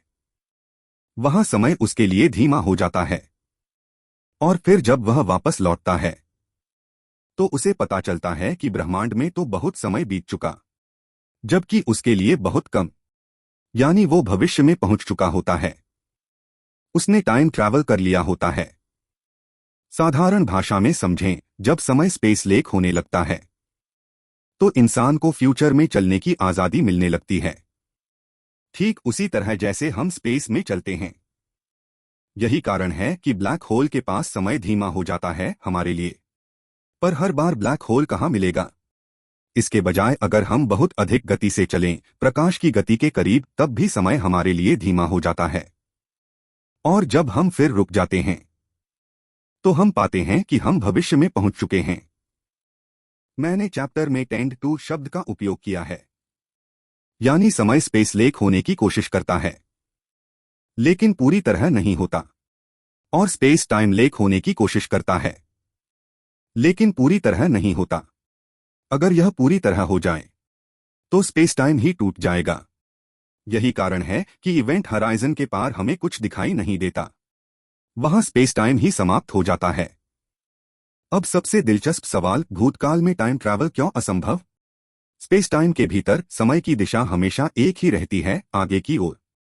चाहे समय कितना भी स्पेस लेक हो जाए, उसकी दिशा पास्ट से फ्यूचर की ओर ही बनी रहती है। भूतकाल में जाना मतलब समय के तीर को पूरी तरह उल्टा कर देना, 180 डिग्री, जो इस ब्रह्मांड के भीतर संभव नहीं। हमारे यूनिवर्स में हम समय को धीमा कर सकते हैं, पर उसका रुख नहीं बदल सकते। यही कारण है कि हम फ्यूचर में जा सकते हैं, पर पास्ट में नहीं। अगले अध्याय में हम देखेंगे, जब समय पूरी तरह स्पेस लेक हो जाए और स्पेस टाइम लेक, तो यह एक यात्री को कैसा दिखेगा। यह बेहद रोचक होगा। और जैसे जैसे हम इस जानकारी के सफर के अंत की ओर बढ़ते जा रहे हैं, मैं आपसे बस इतना कहूंगा, मेरे साथ बने रहिए। Astrophysics for everyone by Hiten Shelar पुस्तक, अध्याय 19, प्रकाश और ग्रेविटॉन द्वारा देखी गई विचित्र दुनिया। जैसा कि हम जानते हैं, प्रकाश के लिए समय का कोई प्रवाह नहीं होता, क्योंकि प्रकाश कारणता की गति पर चलता है। जब भी कोई वस्तु कारणता की गति से चलती है तो स्थान टाइम लाइक हो जाता है और साथ ही साथ स्पेस लाइक भी बना रहता है, और समय स्पेस लाइक हो जाता है और साथ ही टाइम लाइक भी बना रहता है। यही स्थिति ब्लैक होल के इवेंट होराइजन के ठीक किनारे पर भी होती है। अब मैं आपको यह बताने की कोशिश करता हूं कि यह दुनिया वास्तव में कैसी दिखती है। सूर्य से निकला प्रकाश हम तक पहुंचने में लगभग 8 मिनट लेता है, लेकिन अगर आप उस फोटॉन से पूछें कि उसके उत्सर्जन से लेकर हम तक पहुंचने तक कितना समय बीत गया, उसका उत्तर होगा, कोई समय नहीं। प्रकाश के दृष्टिकोण से, जो व्यक्ति 8 मिनट तक सूर्य से आने वाले प्रकाश की प्रतीक्षा कर रहा है, वह व्यक्ति प्रकाश के परिप्रेक्ष्य में हमेशा से उसी स्थान और उसी क्षण पर पूर्व निर्धारित था, प्रकाश देखने के लिए।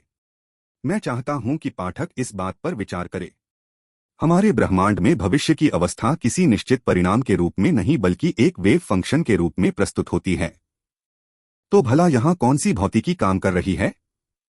प्रकाश अब ब्रह्मांड की एक अद्वितीय अवस्था में स्थित है, वह अवस्था जिसमें समय स्पेस लाइक भी है और टाइम लाइक भी एक द्वैत स्वरूप में। यह अवस्था प्रकाश के अस्तित्व को भविष्य के संपूर्ण स्पेस टाइम में फैलने देती है, जब तक कि प्रकाश उस स्पेस टाइम के हिस्से में मौजूद है। यह फैलाव केवल वर्तमान से लेकर भविष्य की दिशा में होता है, क्योंकि प्रकाश का एक भाग अभी भी वास्तविक ब्रह्मांड में मौजूद रहता है। जब तक प्रकाश इस स्थिति में रहता है, तब तक वह अपने भविष्य के अस्तित्व को वेव फंक्शन के कोलैप्स पर नहीं छोड़ता, बल्कि उसे पूर्वनिर्धारित रूप से अंकित कर देता है। केवल प्रकाश ही नहीं, यही स्थिति ग्रेविटॉन्स के साथ भी होती है, क्योंकि वे भी कारणता की गति से यात्रा करते हैं।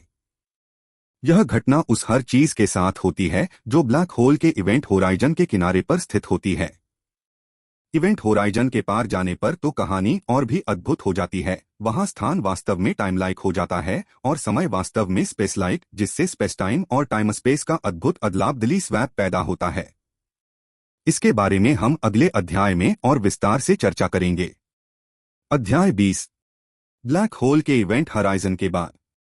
पिछले अध्याय में हमने यह समझा कि ब्लैक होल के इवेंट होराइजन पर क्या होता है, लेकिन उसके आगे क्या होता है।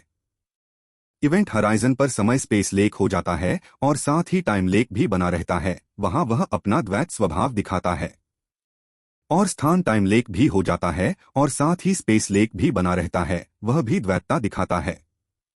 लेकिन जब स्पेस टाइम और भीतर और गहराई में ब्लैक होल के अंदर धकेला जाता है, इतना कि स्पेस पूरी तरह टाइम लेक हो जाए और टाइम पूरी तरह स्पेस लेक, तब क्या होता है? कुछ भी अव्यवस्थित नहीं होता, बल्कि वही होता है जो हम चाहते हैं। हम अपने ब्रह्मांड के स्पेस टाइम को पूरी तरह टाइम स्पेस स्वैप में बदल देते हैं। ऐसे ब्रह्मांड में टाइम स्पेस में समय का प्रवाह स्वयं को एक त्रिआयामी वास्तविकता के रूप में प्रस्तुत करता है। क्योंकि समय अब स्पेस लेक बन चुका है, अब मनुष्य वास्तव में समय के भीतर देख सकता है, लेकिन केवल भूतकाल में, जैसे हम स्थान में देखते हैं। हालांकि हम उन फोटॉन्स को भी देख सकते हैं जिन्होंने स्वयं को भविष्य में खींच लिया है। तो अब समय एक 3 डायमेंशनल स्पेस बन चुका है। यह ठीक उसी प्रकार है जैसे हमारे ब्रह्मांड में स्थान है, बस फर्क यह है कि अब भूतकाल खुद को इस 3 डायमेंशनल टाइम स्पेस में कुछ स्थानों पर प्रकट कर सकता है। और चूंकि अब स्पेस टाइम लेक बन चुका है, स्थान एक आयामी टेम्परल रियलिटी बन जाता है, टाइम स्पेस स्वैप के अंदर समय के समान। यह निर्मित टाइम स्पेस बिल्कुल स्पेस टाइम की तरह कार्य करता है। हालांकि ब्लैक होल के अंदर यह टाइम स्पेस ब्रह्मांड बहुत अल्पकालिक होता है, क्योंकि स्पेस टाइम सिंगुलैरिटी पर आकर टूट जाता है। लेकिन ठहरिए, क्या पूरा का पूरा एक ब्रह्मांड टाइम स्पेस से बना हो सकता है? फिर भी स्पेस टाइम और टाइम स्पेस में अंतर करना अब अर्थहीन हो जाता है, क्योंकि वास्तव में इनके बीच कोई अंतर बचता ही नहीं। लेकिन एक पल ठहरिए, क्या ऐसा भी ब्रह्मांड संभव है जहां 2 आयाम स्पेस के हों और 1 आयाम टाइम का हो? हाँ, यह संभव है, लेकिन किसी पैरेलल यूनिवर्स में, कहीं हाइपर स्पेस के भीतर। Astrophysics for everyone by Hiten Shelar पुस्तक। अध्याय 21, क्या गॉड एग्जिस्ट करते हैं? जब हम विज्ञान की बात करते हैं तो विज्ञान वास्तव में ऐसे विषयों से नहीं निपटता, क्योंकि विज्ञान का अपना एक सीमित सैद्धांतिक क्षेत्र होता है। गॉड के अस्तित्व के विषय पर बहुत सी फिलॉसफीज मौजूद हैं। पृथ्वी का गुरुत्वाकर्षण बिल्कुल उतना ही सही रूप से मजबूत है कि वह एक ऐसा मिश्रण बनाता है जिसे हम हवा कहते हैं, ताकि पक्षी उसी प्रकार विकसित हो सकें जैसे वे हैं। और फिर हमारा आकाश इतना नीला बनाता है कि महासागर सूर्य के प्रकाश को उतनी ही मात्रा में परावर्तित करें, जिससे तापमान जीवन की उत्पत्ति और विकास के लिए उपयुक्त रहे। लेकिन जब विज्ञान फिलॉसफी से मिल जाता है तो यह हमें गॉड के बारे में बहुत से संकेत देता है। उदाहरण के लिए क्वांटम भौतिकी, जिसने वास्तविकता को ही जन्म दिया है, गॉड से संबंधित अनेक दार्शनिक व्याख्याओं के लिए एक ठोस आधार प्रदान करती है। उदाहरण के लिए स्क्रोडिंगर स्कैट प्रयोग को देखा जा सकता है। वास्तव में क्वांटम भौतिकी यूनिवर्सल कॉन्शसनेस पर बहुत जोर देती प्रतीत होती है, जिसे हम गॉड कहते हैं। जैसा कि हम पहले पढ़ चुके हैं, यदि प्रकाश फोटो इलेक्ट्रिक इफेक्ट के दौरान कण पार्टिकल जैसा व्यवहार न करने का निर्णय ले, तो कोई भी पौधा सूर्य के प्रकाश से अपना भोजन तैयार नहीं कर पाएगा। पौधे नहीं तो जीवन नहीं। तो कौन निर्णय लेता है कि प्रकाश किसी विशिष्ट घटना में तरंग वेव जैसा व्यवहार करे या कण जैसा? इतनी सूक्ष्मता से संतुलित यह ब्रह्मांड।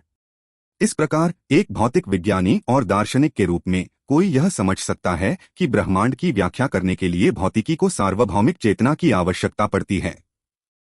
अब अगले अध्याय में देखते हैं कि क्या इस ब्रह्मांड में किसी अन्य ग्रह पर हमारे जैसे जीवन का अस्तित्व हो सकता है।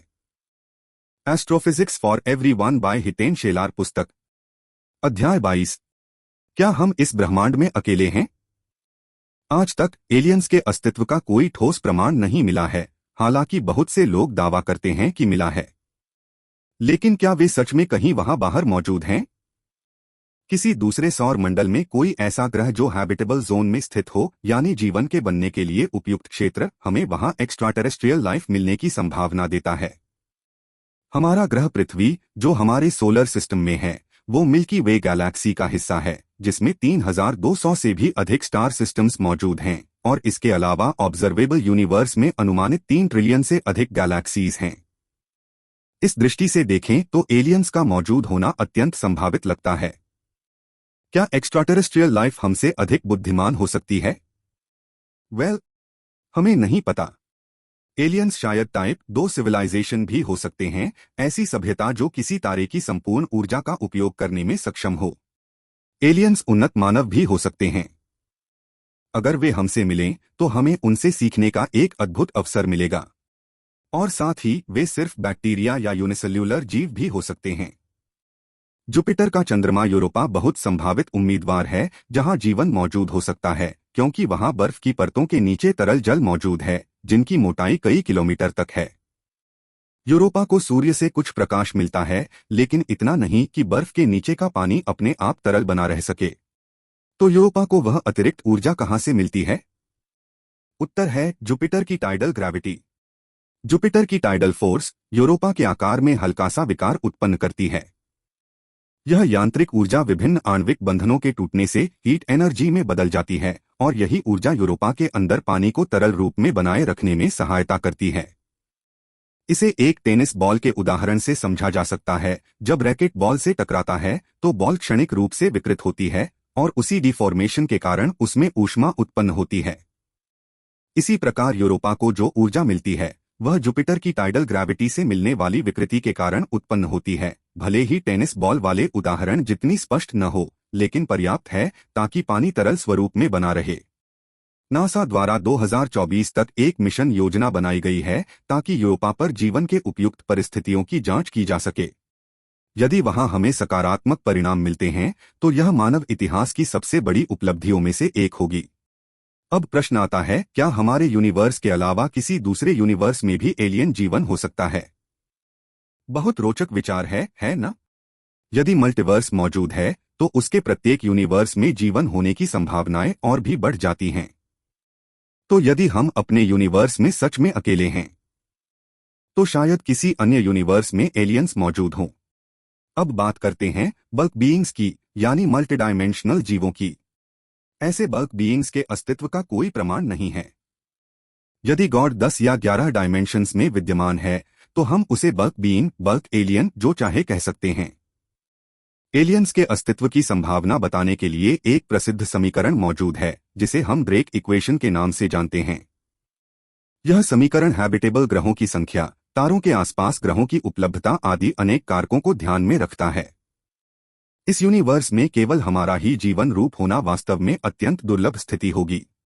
यदि वास्तव में हम अकेले हैं तो क्या ऐसा मान लिया जाए कि मानवता के अस्तित्व और यूनिवर्स के अस्तित्व के बीच कोई संबंध है? लगभग कह सकते हैं, शायद हाँ। इससे संबंधित कॉस्मिक माइक्रोवेव बैकग्राउंड की कुछ ऑब्जर्वेशंस जैसे एक्सिस ऑफ ईविल यह संकेत देती हैं कि मानवों की इस यूनिवर्स में कोई विशेष भूमिका हो सकती है। हालांकि यह अभी भी अनुमान है, इनके पक्ष में कोई ठोस प्रमाण नहीं। लेकिन जब तक हम हर संभावित हैबिटेबल जोन की जांच नहीं कर लेते, तब तक एक्स्ट्राटेरेस्ट्रियल लाइफ की खोज के प्रति हमारी असली जिज्ञासा समाप्त नहीं होगी। अगला अध्याय इस पुस्तक का अंतिम अध्याय होगा। Astrophysics for everyone by Hiten Shelar पुस्तक, अध्याय 23, इस ब्रह्मांड के ऑब्जर्वर्स का भविष्य। यह इस पुस्तक का अंतिम अध्याय है। जब से मानव जाति या कॉन्शियस ऑब्जर्वर्स का जन्म हुआ है, हमने तकनीक के क्षेत्र में अभूतपूर्व प्रगति की है।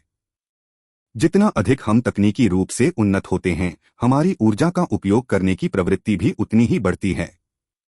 यह सब शुरू हुआ पेड़ों की लंबी कतारों को जलाने से। अब हम ईंधन के रूप में जीवाश्म ईंधन, परमाणु ऊर्जा और सौर ऊर्जा का उपयोग कर रहे हैं। अगले 250 वर्षों के भीतर सभी जीवाश्म ईंधन समाप्त हो जाएंगे। शायद तब हम उन सौर ऊर्जा पर निर्भर होंगे जो हमें सूर्य से मिलती है, और जल का उपयोग ईंधन के रूप में करेंगे। हाँ, जल को ईंधन के रूप में इस्तेमाल किया जा सकता है। जल के हाइड्रोजन और ऑक्सीजन को इलेक्ट्रोलाइसिस के माध्यम से अलग किया जाता है। इस इलेक्ट्रोलाइसिस के लिए ऊर्जा सौर ऊर्जा से आती है। एक बार जब जल के हाइड्रोजन और ऑक्सीजन को अलग कर लिया जाता है, तो उन्हें फिर से आपस में प्रतिक्रिया करने के लिए लाया जाता है। इस प्रक्रिया में ऊर्जा मुक्त होती है और उत्सर्जित गैस केवल शुद्ध जल होता है। यह एक साफ सुथरा ईंधन है। उम्मीद की जाती है कि ये सभी तकनीक अगले 50 वर्षों में हमारे जीवन का हिस्सा बन जाएंगी। लेकिन समय की बड़ी अवधियों के बारे में क्या? जैसे अगले 1 लाख वर्ष या यहाँ तक कि 1 अरब वर्ष। तब मानव जाति कितनी उन्नत हो जाएगी? यही इस अध्याय की मुख्य चर्चा है। सभ्यता के स्तर पर प्रगति को केवल हमारी ईंधन को हार्नेस करने की क्षमता से मापा जाता है। जितना अधिक स्रोत हम कवर करेंगे, तकनीकी दृष्टि से उतना ही ऊंचा जाएंगे और ऊर्जा की आवश्यकता बढ़ती जाएगी।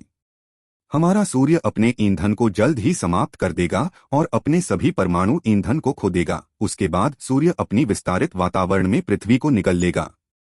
तब विकल्प यह होगा कि हम किसी अन्य तारे की ओर जाएं और उसकी ऊर्जा को हार्नेस करें।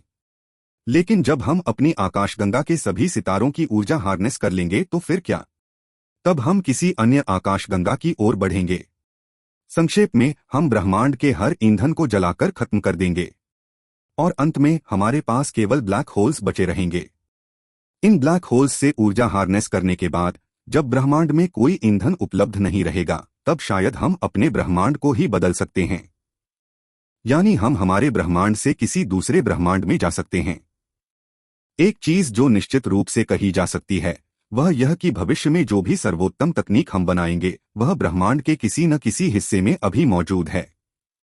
एक तारा एक न्यूक्लियर रिएक्टर है। हॉकिंग रेडिएशन ब्लैक होल्स से ऊर्जा निकालता है। आकाशगंगाएं एक दूसरे से दूर रहती हैं डार्क एनर्जी के ईंधन का उपयोग करके, आदि।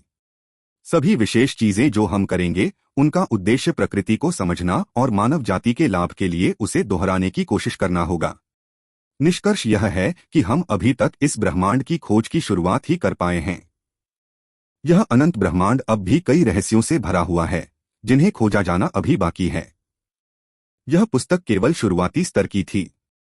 मेरी अन्य पुस्तकों में, जैसे astrophysics for non mathematicians, cosmology for a newbie और हाइपर रिलेटिविटी, इन विषयों को और अधिक विस्तार से समझाया गया है। अगली पुस्तक जो मैं आप लोगों को पढ़ने की सलाह दूंगा, वह है मेरी एस्ट्रोफिजिक्स फॉर नॉन मैथमेटिशियंस। मुझे उम्मीद है कि आपको यह ऑडियो बुक पसंद आया होगा। धन्यवाद।